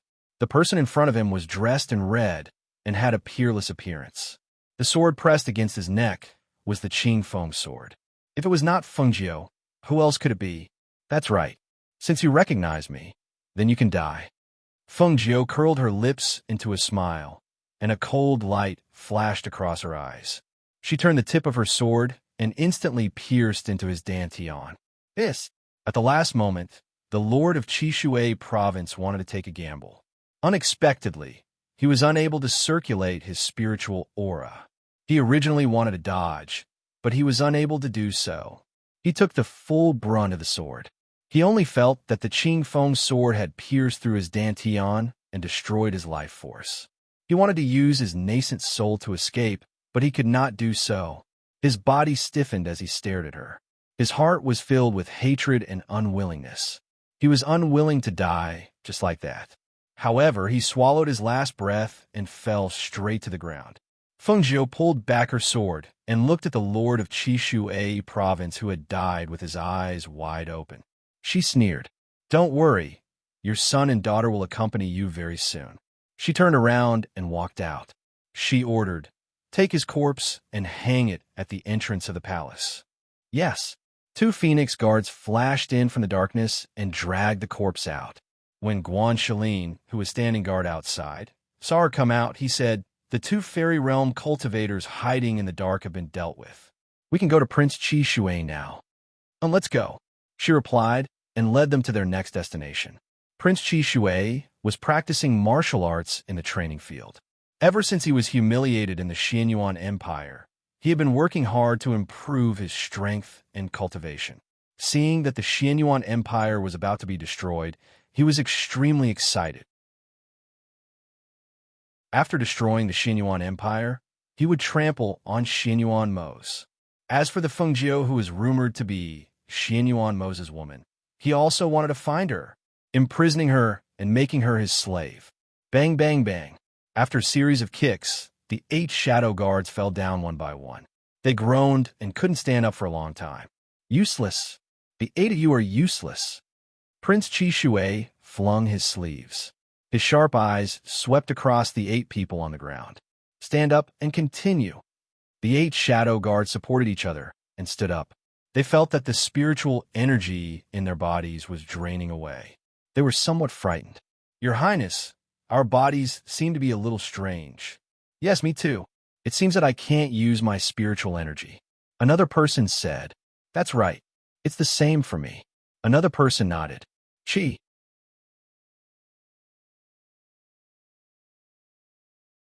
Chapter 17:22. Maybe you're just lucky that you haven't drunk the water in the palace yet. A voice came just like that, startling everyone and causing them to turn around. When Prince Chishui heard that voice, his heart trembled. He looked at the figure in red walking out of the darkness in disbelief and cried out in a low voice, "Feng Jiu, you actually came to our red water palace. How dare you?" After recovering from his shock, Prince Chishui stared at the red figure with a strong desire to possess her. "You came at the right time. The crown prince was just thinking about you." He sneered sinisterly and glanced at Guan Shilin, who was following her, and a dozen people behind her. "Pfft, how dare you come to my red water palace with such a small number of people? Feng Jiu, you're too arrogant. Today, I'll make sure that none of you can escape. Do it, except for the one in red, kill the rest on the spot." However, as soon as he finished speaking, he didn't see any movement. Only Feng Jiu's chuckle could be heard as he slowly walked over. He angrily looked back and shouted, "What are you waiting for? Didn't you hear me?" Halfway through his words, his voice suddenly stopped because the secret guards were training with him all fell to the ground with pale faces. Their foreheads were covered with cold sweat, but none of them could move. At this moment, he thought of what they had said before, and what Feng Jiu had said. Thinking that she was proficient in medicine, he couldn't help but feel shocked. He angrily glared at her. "You drugged them. TSK, TSK, TSK. You only realized it now?" Feng Jiu shook his head and stopped walking. "Brother, this person is for you to practice." "Okay," Guan Shilin responded in a deep voice. He strode forward and rushed out like a tiger. He waved his fist and fiercely hit Prince Chishui with a sharp wind blade. A powerful pressure came, causing the Chishui crown prince to be startled. He quickly became vigilant. He raised the spirit energy in his body, wanting to receive the punch. Who would have thought that the moment his spirit energy collided with the opponent's profound energy, The two streams of energy bounced off each other. His spirit energy was devoured, and the profound energy closed in, sending him flying. Bang! That punch landed heavily on his chest with a bang. Profound energy spread out in his body, and in that instant, it was as if his internal organs were covered by the aura of profound energy. Then, cracking sounds could be heard. Hiss! A miserable shriek rang out.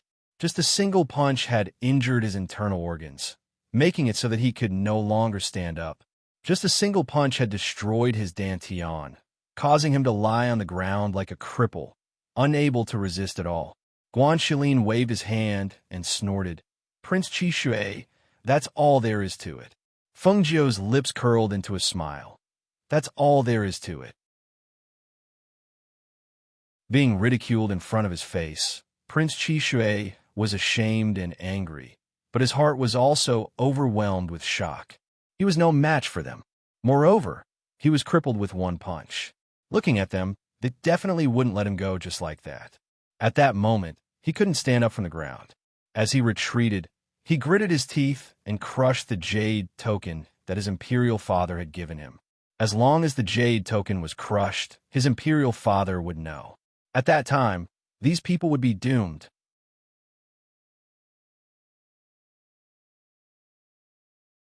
Chapter 17:23. That person who was naked from head to toe, with only a pair of bright yellow underwear. Who else could it be other than their monarch? Monarch, monarch, one of the secret guards muttered. His entire body was in a state of panic. Just you wait, my royal father will be here soon. Once my royal father arrives, none of you will be able to escape. Prince Qishui forcefully endured the intense pain in his body, his face deathly pale as he threatened. Feng Jiu and Guanxilin both stood there and looked at him. They did not stop him from crushing the jade pendant to ask for help, because they had already dealt with the people in the palace, and some of the people hiding in the shadows. What use would the remaining guards be? Even the monarch was dead, and he wanted to ask for help? Haha, then there would still need to be someone to save him. Your Highness, the monarch is over there. One of the secret guards trembled as he pointed behind Feng Jiu, pointing at the two phoenix guards standing in the darkness, dragging a person in their hands. Prince Qishui looked in the direction he was pointing at, and when he saw it, he was shocked. You killed my royal father. How is this possible? How is this possible? That's right. I killed him, and it just so happened that your royal father was having sex with a concubine, so I stabbed him with my sword, and he died just like that, without any effort at all. Feng Jiu said casually, looking at his frightened face, and laughed. Do you still have anyone to ask for help? I don't mind killing the person who will save you in the future. You demon. He cursed loudly, wanting to escape, but found that he could not escape at all. His golden core was shattered, his internal organs were damaged, and with Feng Jiu and the others watching, how could he escape? Demon? Ha! She sneered and looked at him. You didn't want to live a good life, but you had to go against us and ended up like this. Who do you blame? If you want to blame someone, blame the person who was your backer. Guanxilin strode forward and grabbed Prince Qishui. Don't talk nonsense with him. Just kill him. As he spoke, he raised his hand and slapped Prince Qishui on the top of his head. No, don't. However, with a bang, blood flowed out of his 7 orifices and his eyes were wide open. With that slap, his life force was cut off and he fell limply to the ground. Even in death, his eyes were still wide open. Take him away. Guanxilin threw the Qishui crown prince's corpse to the Phoenix Guards. There's one of us, Feng Jiu's eyes as he turned and left. To the palace. An hour later, the palace was on fire, and the fire was out of control, shocking the people inside and outside the city. When they rushed to the palace gate, they were shocked again. There were 3 corpses hanging at the gate of the palace, and those 3 corpses were none other than the governor of Qishui province, Prince Qishui, and the most beloved 3rd young master of Qishui province. For a moment, the entire Qishui empire was shaken. On this night, no one escaped from the palace alive, and all the treasures in the palace, whether it was spiritual medicine or precious treasures, were all taken away. The Chishui Empire was too chaotic, and the governor of Chishui province was dead, and the others took the opportunity to seize power. Therefore, the entire Chishui Empire quickly fell into a crisis of power struggle.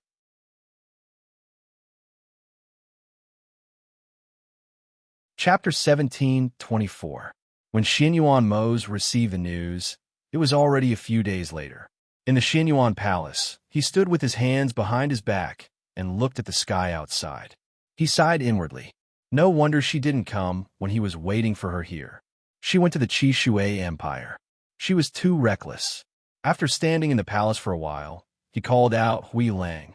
"Master." Hui Lang walked in from outside and bowed to him. He asked with a grin, "Master, what are your orders?" Xianyuan Mose glanced at Hui Lang, who was grinning foolishly. The corner of his mouth twitched imperceptibly. He looked away and said in a deep voice, "Take a group of people to help Fengjiu." Hui Lang was stunned. "Go where?" "Master, do you know which empire the ghost doctor will target next? Of the 3 remaining empires, which one do you think she will attack first?" He looked at the sky outside with deep eyes.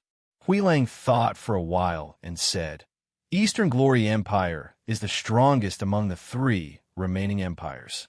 I think the ghost doctor will stay until the end. As for the other 2, one is farther away from Chishui province, and the other is closer to Chishui. Therefore, I think the ghost doctor will destroy the empire closer to Chishui." "Is that so?" Hearing this, Hui Lang was surprised and asked, "Isn't it so?"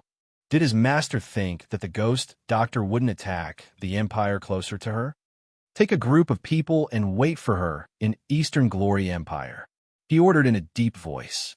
Hui Lang was stunned, but didn't ask any more questions. He respectfully replied, "Yes." Since his master said so, he would do as he was told. Therefore, he bowed and retreated. After transferring a team of people, he informed Bing Yi and headed for the Eastern Glory Empire. In the pitch-black night, Tianshan Mountain was covered in white. Under the reflection of the white snow, the light became clearer. On the summit of Heaven Mountain, the white-robed elder of heavenly secrets stood with his hands behind his back. He gazed at the dazzling stars in the night sky, sighing in amazement as he murmured, as expected of the Phoenix Star. She was actually able to easily resolve a heaven-defying tribulation. Truly inconceivable, Master. Mo Chun, who was also dressed in white, walked over and stood behind him. "Mo Chun, go to her side. She will be the one to break through your life and death tribulation." He turned around and looked at Mo Chun as he spoke. Upon hearing this, Mo Chun was slightly startled.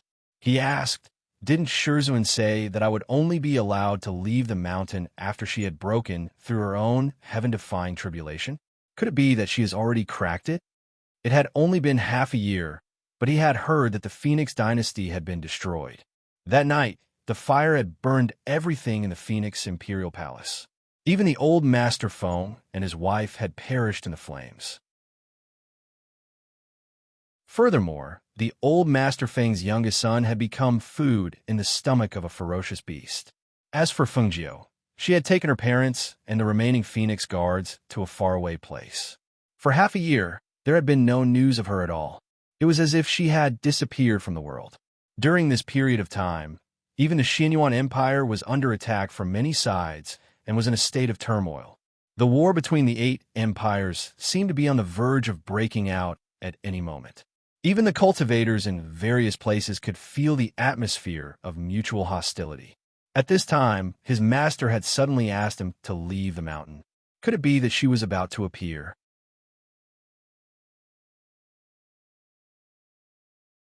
Chapter 17:25. As Elder Tianji spoke, he stroked his beard and looked at the dazzling star in the sky. "Do you see it? The star of the Phoenix has appeared again, and it's even brighter than before.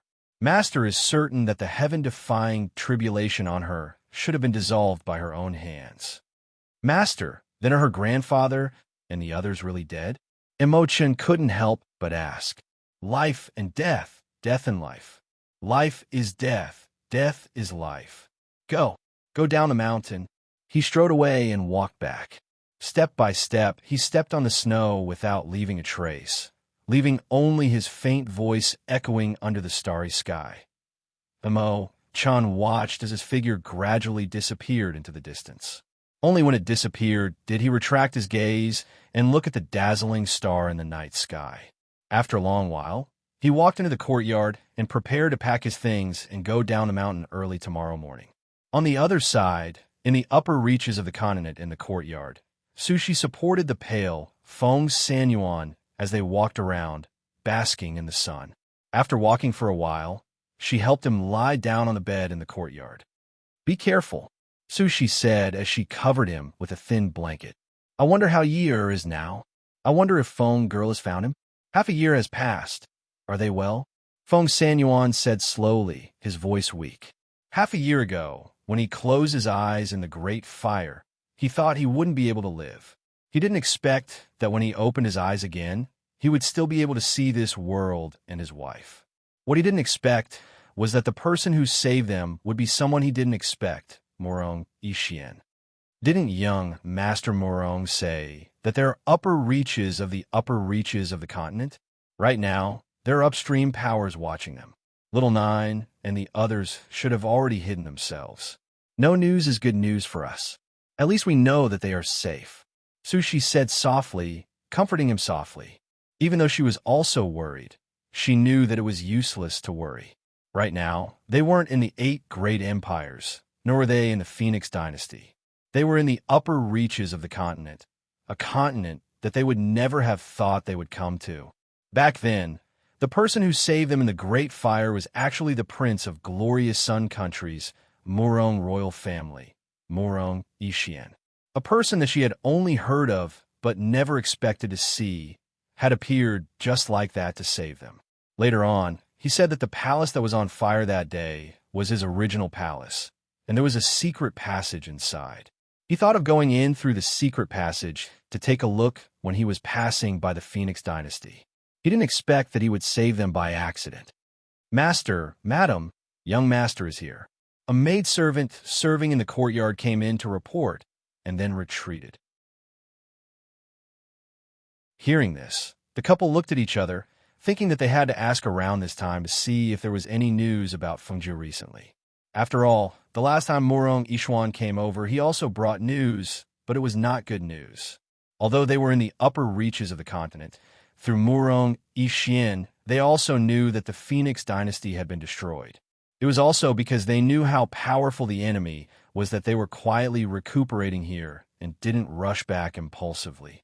They were afraid that something like this would happen again and make them worry. But even so, they felt that every day was like a year in this place.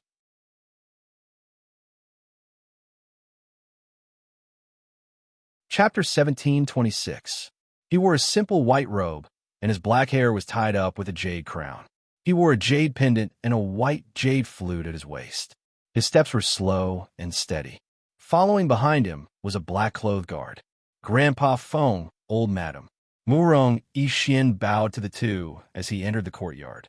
"Have a seat." The old man gestured. Looking at the elegant young master in white, he sighed in his heart. Back then, after the Phoenix dynasty was established, he disappeared without a trace. It was as if he had disappeared without a trace. Who would have thought that in the end, they would meet again under such circumstances, and he was even the one who saved them? Thinking back, he also thought highly of him and Xiao Jiao as a couple. Unfortunately, all right. Morong Ishian nodded and sat down at the table. He looked at the two and asked gently, "Are you two feeling better? Have you taken your medicine on time?" Hearing this, Sushi said, "I've made young Master Morong worry. My injuries have healed. Sun Yuan's injuries were too severe. He hasn't gotten better even after recuperating for half a year. This is all my fault. I left the two of you here and rarely came to visit." He said apologetically, "Our lives were saved by you. We'll definitely repay this debt of gratitude in the future." Feng Sanyuan said, "Grandpa Feng, don't say that." He shook his head and said, "I've played with Qinggu in the manor since I was young. I've always treated Grandpa Feng as my own grandfather. Although I couldn't stop the things that happened later, I know that I can't blame anyone else. Just like this time, I'm very happy to have accidentally saved Grandpa Feng and old Madam. He looked at the two and smiled. Actually, I've come this time because I have news to tell the two of you. The two of them looked at each other and asked, Do you have news about Xiaojiu? Murong Yi Xin nodded and said, Recently, I was ordered by my master to go down the mountain to handle some matters. I heard a piece of news, and I felt that this matter might be related to Fengjiu, so I came to tell you. Moreover, I sent a letter to Xianyuan Mo's to inform them of your whereabouts. It's been half a year, and those people aren't keeping a close eye on us anymore. Furthermore, I heard that an empire was recently destroyed overnight. I'm guessing that Fengjiu is behind this. I think that if the two of you want to go back, you should be able to take a look after your bodies have recovered. The two of them were surprised. You're saying that we can go back now? He replied with a smile. You can go back, but I hope that you can wait until your injuries have healed. That way, even if you encounter any trouble on the way, it can be solved. All right, we got it. When they returned, they would first go to the Xianyuan Empire to look for Xianyuan Mo's. He should know where Fengjiu was. Moreover, as long as they asked him, they should be able to know if he was with them. Murong Yixian stood up and said, I still have to return to the mountain to report. I'll take my leave now. You won't stay for long, right? You're leaving already? Feng Sanyuan asked as he looked at Murong Yixian. His heart was indescribably complicated. No, I still have matters to attend to. I can't delay. He smiled and turned to leave.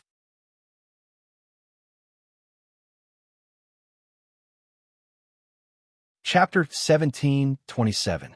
Feng Sanyuan looked at the sky and said slowly, This is unavoidable. The danger that should come will still come.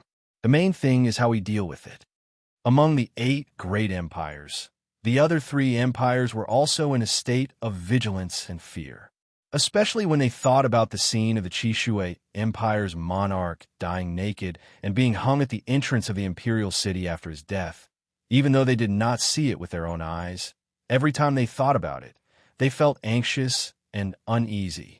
The monarch of the Luoyue Empire, which was the closest to the Qishui Empire, was currently in the palace, asking the people he sent out to investigate. It's been so many days. Haven't you found anything? The person kneeling in the palace did not dare to raise his head and said, Monarch, there are no clues in Qishui province. We don't know who did it. The crown prince of the Xianyuan Empire, Xianyuan Mo's, has always been in the empire and has never left. The Yin Palace's forces are guarding the Xianyuan Empire tightly. It's not the Yin Palace's people who did it. Hearing this, the monarch of the Luoyue Empire's monarch did not feel relieved. If it was not Xianyuan Mo's who did it, then who could it be?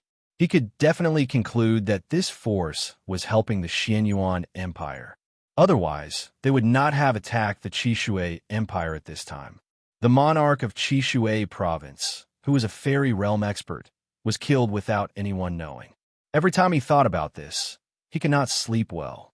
Would there be a person standing beside his bed one night who wanted to take his life? Useless things. Leave. He waved his hand and shouted anxiously. The people kneeling in the main hall could only respond respectfully and then leave. The monarch of the Luoyue Empire paced back and forth in the palace. Not long after, he shouted again, Men! Monarch! 2 people came in and bowed respectfully. Add another patrol team. Don't let even a mosquito into the palace. The monarch of the Luoyue Empire ordered. Yes. The 2 men left and gave the order to add another patrol team to the palace. This was the 3rd time the monarch had issued such an order.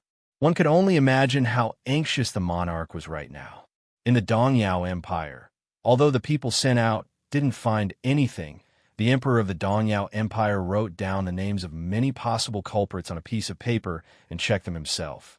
Finally, he circled the name Fengjiu. Looking at that name, a chilling killing intent flashed across the Dongyao monarch's gloomy eyes. Apart from this Fengjiu, who else among the 8 great empires and the forces of the lower continents would risk offending them and the forces of the upper continents to help Xianyuan Mo's? I just didn't expect that after being silent for half a year, when everyone thought that Fengjiu had gone into hiding in fear, she would appear again. He muttered in a low voice, his voice filled with viciousness. Since you dare to appear again, then this time, I must take your head and present it to the people above. Since the higher-ups want her head, then he would take her head and give it to them. Give her head as a gift. This Fengjiu was known as the Ghost Doctor. It was said that she was extremely famous in the 1st and 9th grade countries. How famous could she be? She was just a woman who knew a little about medicine. A little girl who had never seen the world dared to call herself the Ghost Doctor and said that she had medical skills that could bring the dead back to life. She even dared to offend the higher-ups. How arrogant!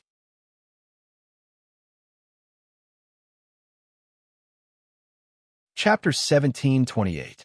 However, at this moment, he would never know, nor would he believe, that not long after, this woman whom he looked down upon would personally end his life. Under Xin Yuan Mose's orders, Hui Lang had arrived at the Eastern Glory Empire's imperial city ahead of everyone else. He sat on a tree inside. The Ghost Doctor will come here? Master didn't even get the slightest bit of news and made us come here to wait. What if we waited for nothing?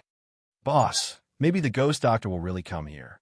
Master's words shouldn't be wrong. A man in black beside him said, That's because you don't know. Master is purely guessing. Hui Lang rolled his eyes at him and said, I was still thinking that if I could meet the Ghost Doctor, I could kill to my heart's content with her. If not, we can only wait here. As he spoke, he didn't wait for the man in black to speak and continued. Moreover, I feel that if I were the Ghost Doctor, I would first attack the Luoyue Empire. Why would I go around and attack Eastern Glory Empire first? Boss, didn't you always say that the Ghost Doctor isn't an ordinary person? Maybe she's different from what we think. The man in black said, Go away. He waved his hand. When I said that she's not an ordinary person, I meant that she's a little perverted. Her way of thinking and doing things is different from normal people. You're the perverted one. Suddenly, a voice sounded, scaring Hui Lang. He fell from the tree and, after steadying himself, he shouted, Who is it? On the branch, the fire phoenix flapped her wings and flew up. You wolf, why didn't you stay put? What are you doing here? You even said that Xiao Jio is a pervert? You're in trouble. As she spoke, the fire phoenix flapped her wings and flew back. When Hui Lang heard this and recognized that the little bird was the fire phoenix, he was instantly delighted. Fire phoenix, you bastard. Why didn't you say anything when you came? Since you're here, does that mean the Ghost Doctor is here too? She's really here? Ha ha. When the men in black heard this, they were alarmed and startled. That little bird was the Ghost Doctor's ancient mythical beast, the fire phoenix? Boss, it seems to be saying that it wants to report to the Ghost Doctor. A man in black whispered. Hui Lang was startled and hurriedly chased after it. Fire phoenix, don't get agitated. Come. We haven't seen each other for a long time. Let's have a good chat. What's there to talk about with a wolf like you? The fire phoenix snorted, flapped its wings, and flew forward. Gray Wolf asked the people behind him to stay where they were and followed them. Soon, he saw Feng Nine and the others resting about 500 meters away. Ghost Doctor,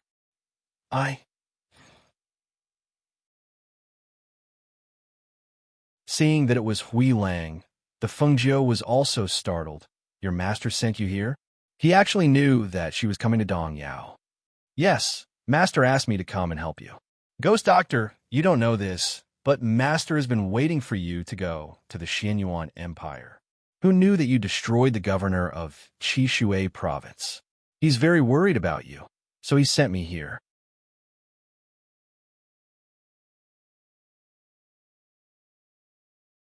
Chapter 1729.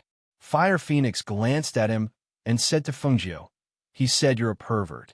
I heard him bad-mouthing you just now.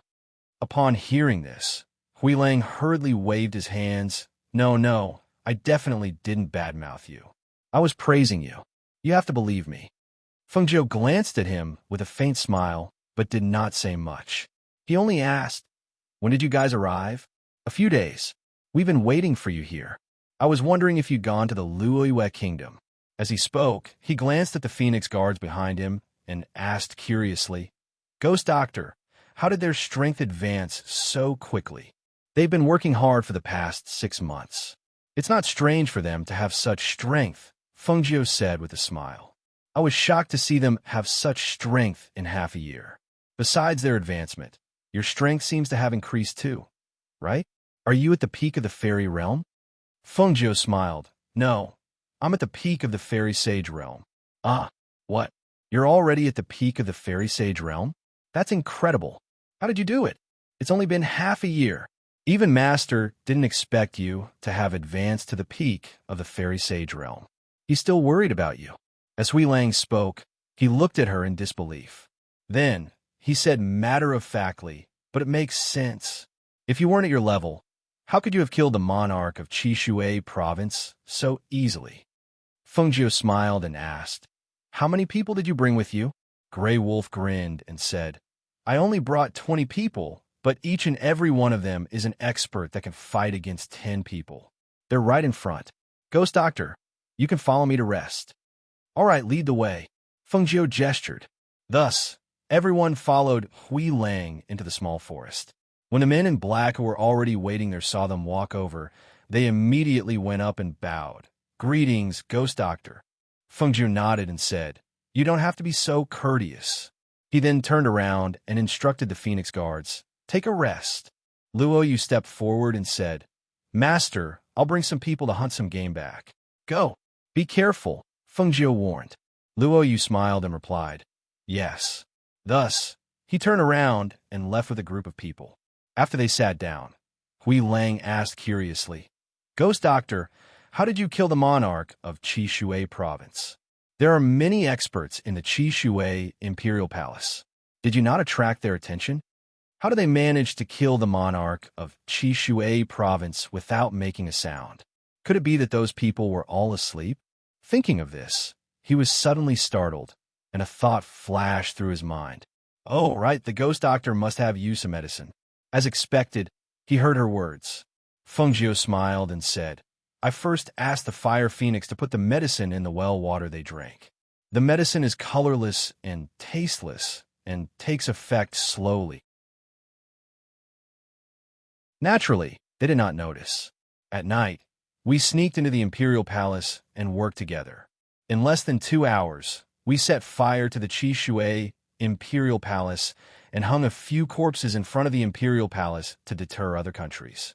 Hui Lang suddenly understood and said, So that's how it is? Guan Shilin on the side smiled and said, What else could it be? Did you think that we would directly kill our way in? If we did that, how many people would we lose? Hui Lang smiled embarrassedly. No, I definitely did not think that way.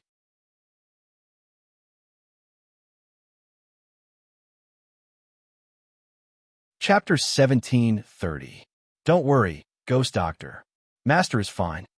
Hui Lang grinned and replied, It's just that too many things have happened in the past 6 months. So much so that Master seems to be tense all the time. Sometimes he's busy until midnight and doesn't even rest. Then he added, But Ghost Doctor, don't worry. Master hasn't had any other woman by his side in the past 6 months. Hearing this, Fengjiu couldn't help but laugh. All right, don't say such nonsense. Then she said to Guan Shilin, After resting for a while, we'll act according to our original plan. No problem, Guan Shilin said and walked toward the Phoenix Guards who were resting at the back. Seeing this, Hui Lang didn't disturb her anymore. Instead, he sat not far away from her and watched her sit cross-legged to adjust her qi and close her eyes to rest. In the next 2 days, Hui Lang watched Guan Shilin leave with the Phoenix Guards. He couldn't help but come to Fengjiu's side and ask, Ghost Doctor, what are they going to do? Should we go and help? No need, just let them go. Fengjiu, who was sitting cross-legged and cultivating, said without opening her eyes. Then when are we going to attack the Dong Yao Empire? Hui Lang asked. He had seen her here for the past 2 days. Other than Guan Shilin and the others who made some movements, she had been sitting here without giving any orders. He didn't know when they were going to make a move. Who told you that we're going to attack the Dong Yao Empire? Fengjiu glanced at him and asked jokingly. Didn't you? Then what are we doing here? Ghost Doctor, what are you going to do next? At least give me a hint. He looked at her with a bitter face. He had been here with his people all this time, but he didn't know the next order. This feeling was really suffocating. Wait, when the time comes, I'll naturally tell you. Fengjiu stood up and stretched. Since we're free, let's move our muscles and bones. As soon as she finished speaking, she had already raised her fist to attack Huilang. Seeing this, Huilang quickly retreated. Seeing that she didn't use her spiritual power, he said, "All right then, I'll just be a sparring partner and practice with the ghost doctor." If she used her spiritual aura, he wouldn't be able to withstand a single move from her. However, if she didn't use her spiritual aura, then that was another matter. Furthermore, he might even be able to learn a move or two from her. Thinking of this, his interest was immediately piqued. He dodged and attacked at the same time. As the two of them exchanged blows in the forest, the surrounding black-clothed men's eyes involuntarily lit up. They all stared at the two's moves. They were more familiar with their leader's skills and were used to seeing their moves. However, the ghost doctor's moves were extremely rare. Now that they saw it, they could tell that there was a huge difference. Her attacks were sharp and aimed at the vital points. If it wasn't for the fact that she didn't use any spiritual power, their heads wouldn't have been able to withstand a single attack from her. Seeing these attacks aimed at the vital points, they secretly noted them down. In the palace of Dong Yao, the monarch of Dong, Yao narrowed his eyes and glared at the people below. "What did you say? You found traces of those people in the mountains behind the imperial palace?" "Yes. We didn't dare to act rashly and alert the enemy, so we specially came to report to the monarch," the black-clothed man said in a deep voice.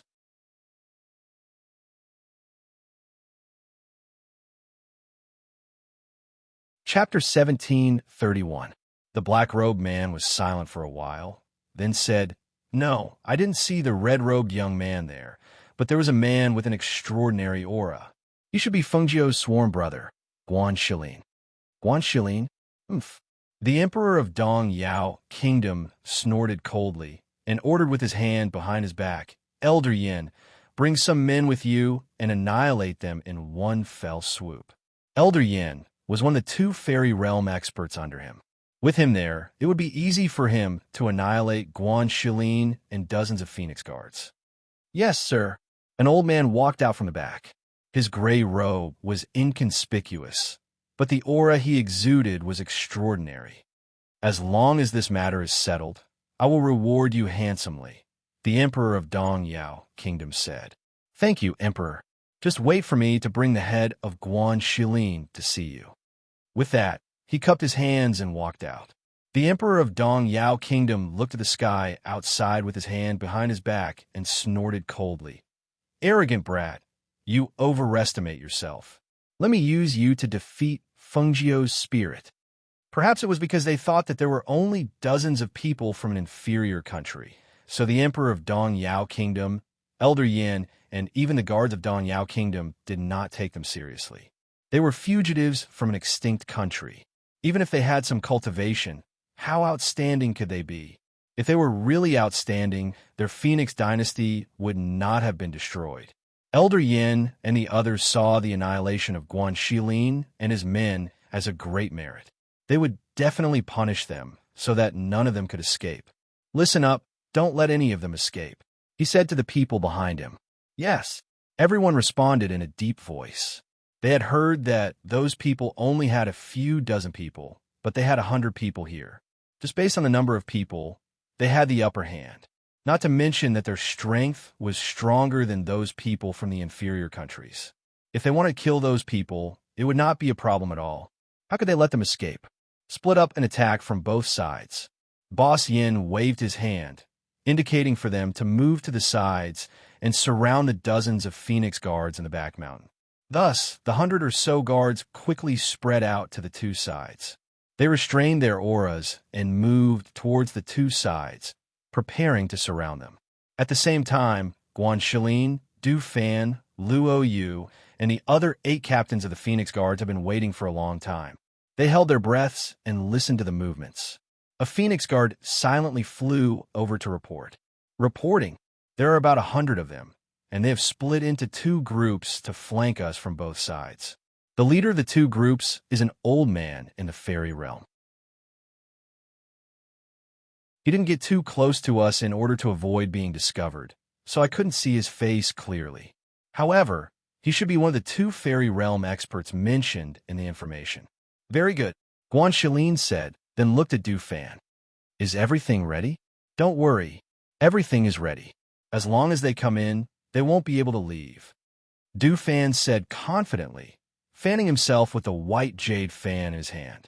Hearing this, Guanxilin looked at Luo Yu and the other 7 captains. Each of you take your small groups and lie in ambush in the formation. Once you see them enter the formation, kill them without mercy. Yes.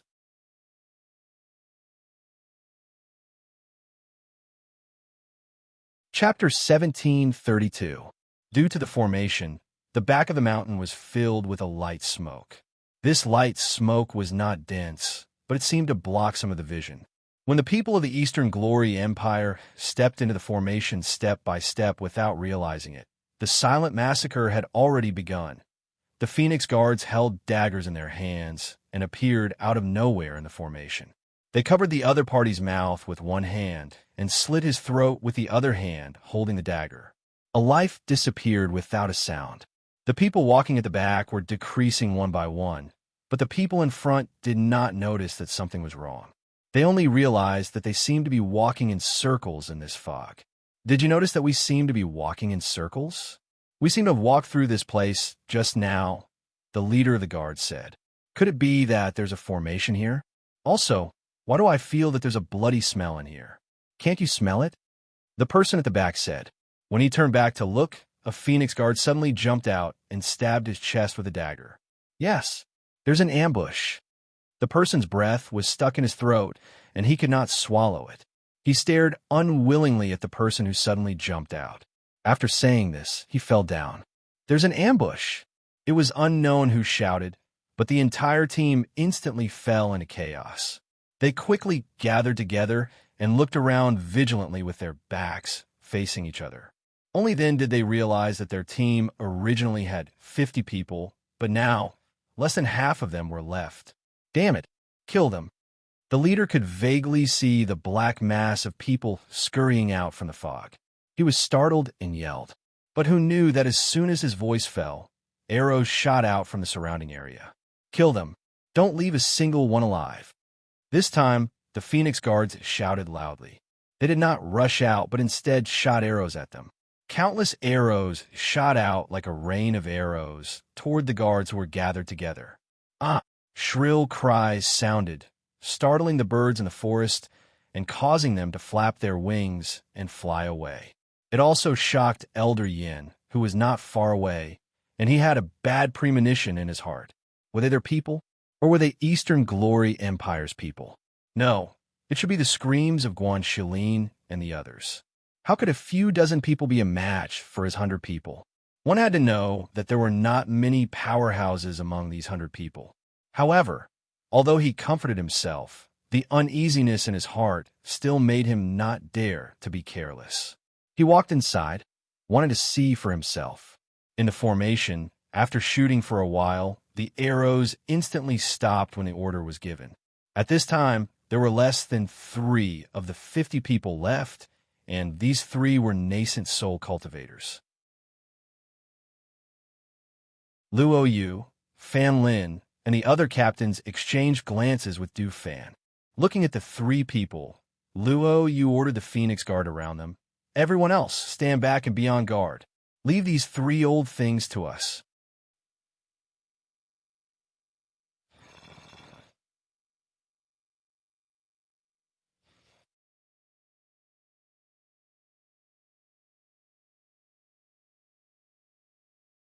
Chapter 1733. A scream was heard, and one person fell down. However, the battle was not over yet. The other Phoenix Guards did not relax. They knew that the reason why their leader did not let them fight, but chose to fight personally, was to minimize their casualties. After all, with their abilities, they could fight against someone at the peak of the Golden Elixir realm, but they were still too weak to fight against someone at the nascent soul realm. After half a year of training, Luo Yu and the rest abilities had improved greatly. They were not afraid of fighting against nascent soul realm powerhouses anymore. Together with Du Fan, the 5 of them worked together, and the remaining 2 were quickly eliminated. However, even so, they still suffered some injuries. Although they were not serious, after the battle, their auras were slightly messed up. Retreat. With an order, the Phoenix Guards quickly retreated and rushed to the other side to help. About half an hour after they left, Elder Yin arrived. Looking at the corpses on the ground, his face was gloomy. He clenched his fists so tightly that his veins could be seen. Phoenix Guards. What a team of Phoenix Guards. Just a few dozen of you dared to kill more than 100 of my people. I want to see if you can still stand up straight without fear when facing me, a fairy realm powerhouse. Umph. With a gloomy voice, he waved his hand and rose into the air. When he was in the air, he saw that the ground was filled with smoke, and his vision was not clear. He could only see everything clearly when he scanned the ground with his divine sense. When he scanned the other side with his divine sense, he saw that the people there were also fighting. Moreover, there were the sounds of ferocious beasts. He thought that they must have brought their contracted beasts over. Hence, he quickly rushed to the ground. Before he arrived, his pressure had already enveloped the area. "Where's the boy named Guan? If you have the guts, come out and fight with me." The voice, which contained a strong pressure, spread clearly through the back of the mountain. Once the pressure of a fairy realm powerhouse enveloped the area, the auras of the people below became unstable. "Ha ha! Old man, your grandfather Guan has been waiting for you for a long time." In the smoke, there was no one, but laughter rang out. The deafening laughter contained a strong, dark force aura, which was not inferior to Elder Yan's. Elder Yan's heart shook when he sensed the powerful, profound energy aura. He widened his eyes in disbelief as he looked at the boorish man who was standing in mid-air within the smoke. You're actually a martial god expert. Even in the 8 great empires, it was extremely rare for a profound practitioner to cultivate to the martial god realm. Moreover, this person was said to be from an inferior country, so how did he cultivate to the martial god realm? The shock and astonishment in his heart collided with each other at this moment. He only felt waves rising from the ground and violently beating against his heart. He, who had originally vowed that he would take the other party's head and present it to the monarch, could not help but have a trace of seriousness at this moment. A martial god expert. He had lived for so many years, but he had never fought with a martial god expert. This was because Xian martial artists cultivated slowly. If they wanted to cultivate to the martial god level, they would need to be old monsters who had lived for hundreds of years. However, the man called Guan Shilin seemed to be in his 20s. How could he not be shocked when he was already a middle-stage martial god at such a young age? At this moment, he felt a little hesitant and uncertain.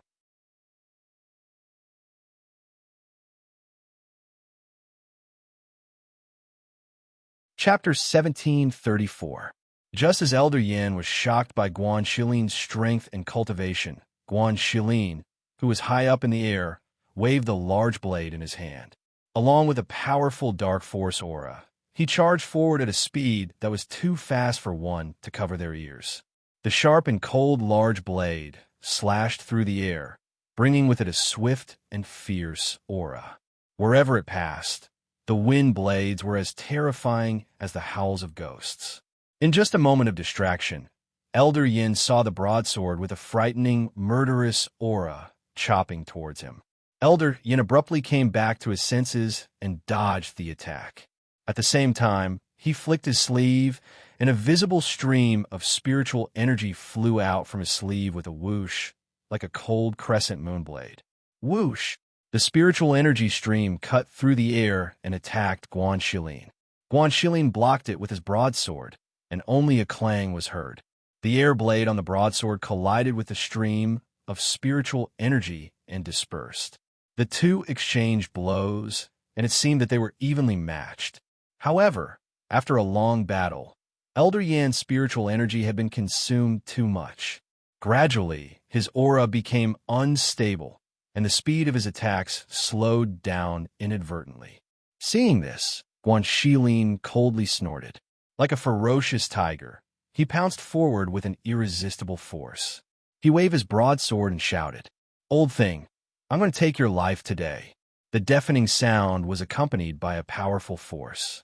Elder Yin only felt his eardrums vibrate, and the qi and blood in his body became unstable.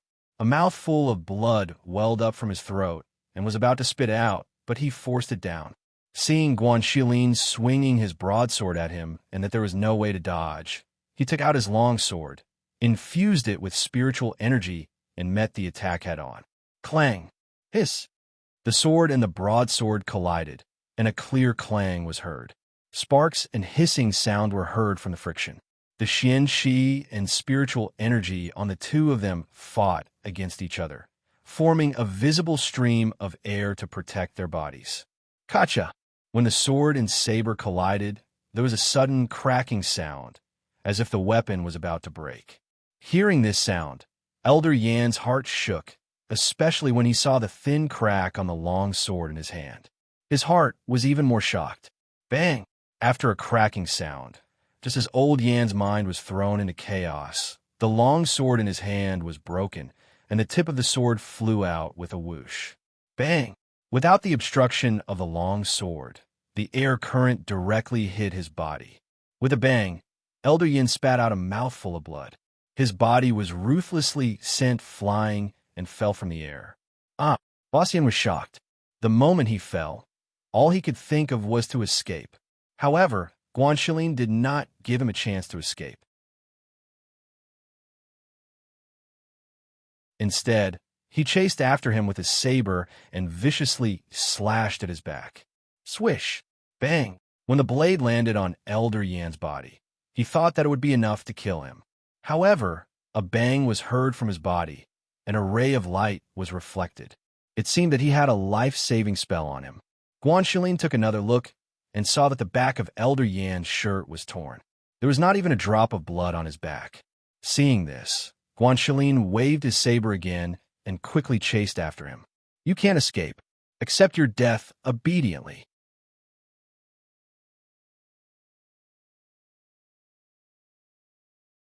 Chapter 1735. Swoosh! A sharp blade aura was emitted. Immediately after, scarlet blood splattered in the air. Senior Yin, who was fleeing in front, was cleaved into two by the large blade behind him. A mournful scream filled with unwillingness rang out, echoing in the air. No. The corpse fell from the air, and the scream stopped abruptly. The surroundings seemed to have calmed down at this moment, and even the aura of spiritual energy and dark force in the air gradually disappeared. Guanxilin leaped down from the air and arrived beside Elder Yan's corpse. He collected the Cosmos bag and space ring on Elder Yan's body, then turned to look at the Phoenix Guard and asked, "How did it go?" "Don't worry, we didn't leave a single survivor," Dufan said. "Then let's proceed with the second step of the plan." Guanxilin signaled and glanced at Luo Yu and the others. "Okay, we'll act immediately," Luo Yu and the others said. The 8 of them split into 2 groups and left with the Phoenix Guard and Tun Yun to prepare for the second step of the plan. Guanxilin and Dufan looked at each other, then left the back of the mountain and headed for the palace, outside the city. Fengjiu, who had stopped practicing with Hui Lang for a while, looked at the sky gradually darkening and said to them, "Let's go. Didn't you want to stretch your muscles? Now's the time." Everyone's eyes lit up. Were they going to destroy the Eastern Glory Empire? However, there were many strong people in the Eastern Glory Empire. If they went in directly, would they? They didn't dare to ask. Their eyes fell on Hui Lang, hoping that their leader could ask what the ghost doctor's plan was. Seeing their gazes, Hui Lang hesitated and asked, "Ghost doctor, are we going to kill our way into the palace?" "Why? Are you scared?" Fengjiu glanced at them with a faint smile. "How is that possible?" Hui Lang straightened his back. "Scared? Hui Lang, don't know how to spell the word scared." "All right then, let's go. If you're late, you won't be of any use." As she spoke, she took a deep breath and headed toward the palace of Dongyao. Seeing this, Hui Lang waved his hand. Follow the ghost doctor. We'll know when we get there. Yes. Everyone responded and followed behind him. Dongyao Imperial Palace. What? In the main seat of the palace, the monarch of Dong Yao Empire stood up abruptly. He widened his eyes in shock. What did you say? Say it again. Our reporting to the monarch, Elder Yin brought 100 people to the back of the mountain. All of them were killed. None of them survived. Even Elder Yin was also split in half. The black-clothed secret guard who was kneeling below said with a trembling voice. He had been ordered to observe the battle from a distance. When he saw that Elder Yin had been killed, he was shocked and immediately returned to report. Too strong. Those people were too strong. A mere few dozen people were actually able to kill all 100 of their experts. Moreover, even Elder Yin, who was at the flying immortal stage, was killed by that burly man. Every time he thought of the scene where Elder Yin was split in half, a chill ran up from the soles of his feet. He was so shocked that his heart trembled and his mind was in a mess. The monarch of Dong Yao Empire stiffened. His face was full of disbelief. He stood there and looked at the black-clothed secret guard kneeling below. He asked, was it Fengjiu who killed him? Other than Fengjiu, who else had this ability?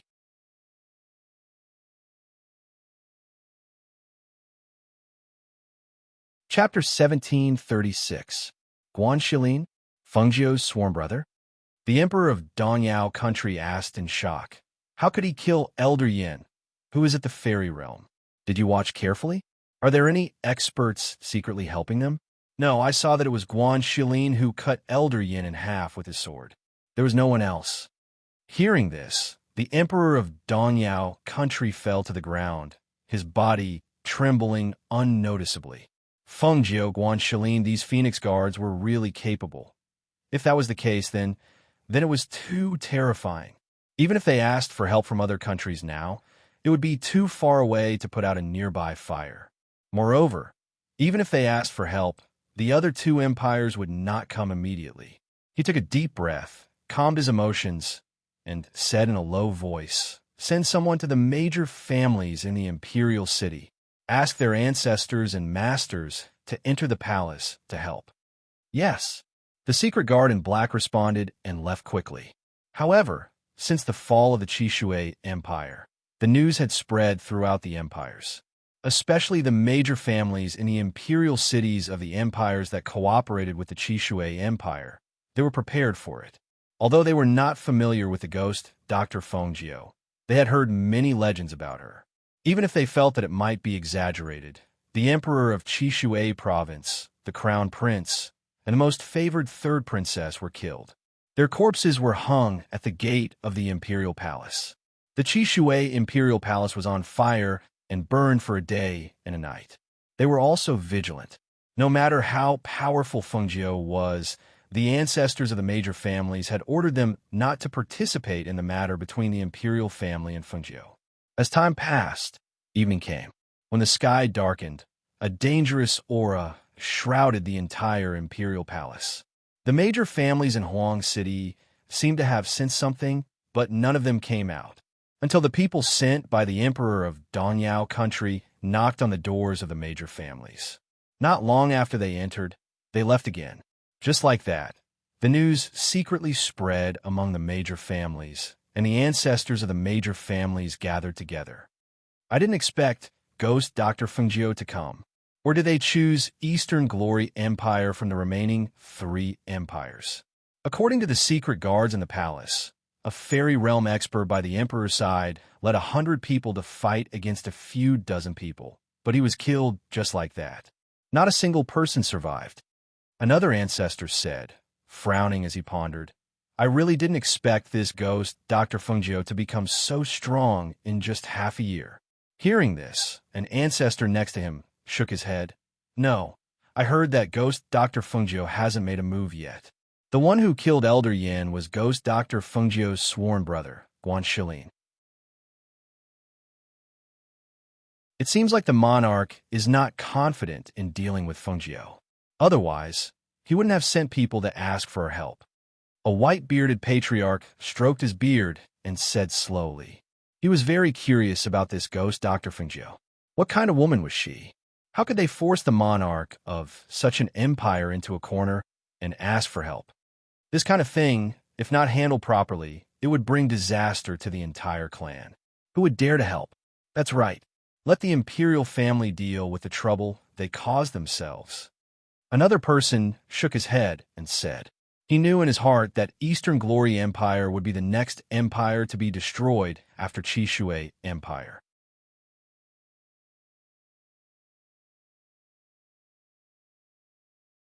Chapter 1737. How could the forces in the upper reaches take the empires seriously? Moreover, it's too late to ask for help.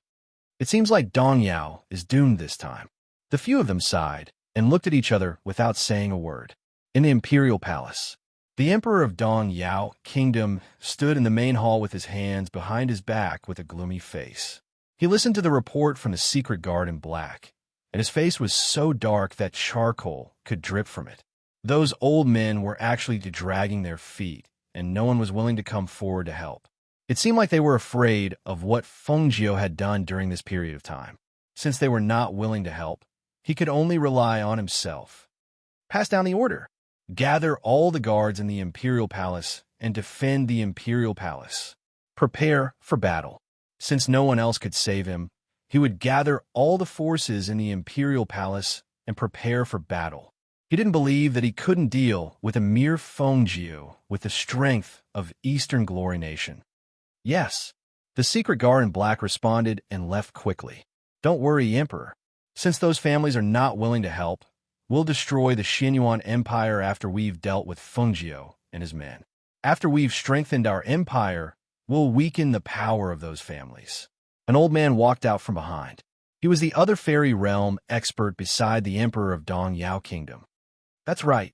Those old men stood aside and did nothing today. They'll suffer in the future, the emperor of Dong Yao Kingdom said in a gloomy voice.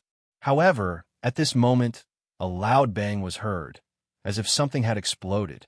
The entire imperial palace shook, and the emperor of Dong Yao Kingdom was shocked. What's going on? He asked loudly. Just then, a guard rushed in from the outside. Emperor, the northern palace wall near the back of the mountain was blown up. Debris rolled, and a big hole appeared in the ground. Guan Shilin rushed in with his men and a few contracted beasts. The situation is out of control. Fengjiu, the ghost doctor. Guan Shilin, the phoenix guards. What a good phoenix guard.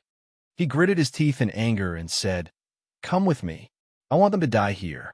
Yes. The emperor of Dong Yao Kingdom walked in front, followed by the gray-robed old man, many guards, and secret guards. Hundreds of people rushed toward the northern gate. Guan Shilin and Du Fan were not among the people who entered the northern gate. Only the 8 phoenix guards and their contracted beasts, such as the fire phoenix, rushed in and fought with the guards in the palace. For a moment, the sounds of swords and beasts' roars echoed in the air. However, just as the emperor of Dong Yao Empire was rushing to the north gate with his men, his palace was on fire. Guan Shilin and Du Fan had looted everything in the treasure vault of the Dong Yao Empire's palace and set it ablaze. The fire spread everywhere, and thick smoke rose to the sky. When the monarch of Dong Yao Empire saw the fire and smoke, he was so angry that his body trembled. Damn that Fengjiu! How dare you destroy the imperial palace of Dong Yao Empire? I will tear you into pieces. At this moment, Fengjiu, dressed in a dazzling red robe, led Hui Lang, Leng Hua, and Leng Shuang into the palace gate. Looking at the fire, Fengjiu smiled and said to the people behind him, Let's do it.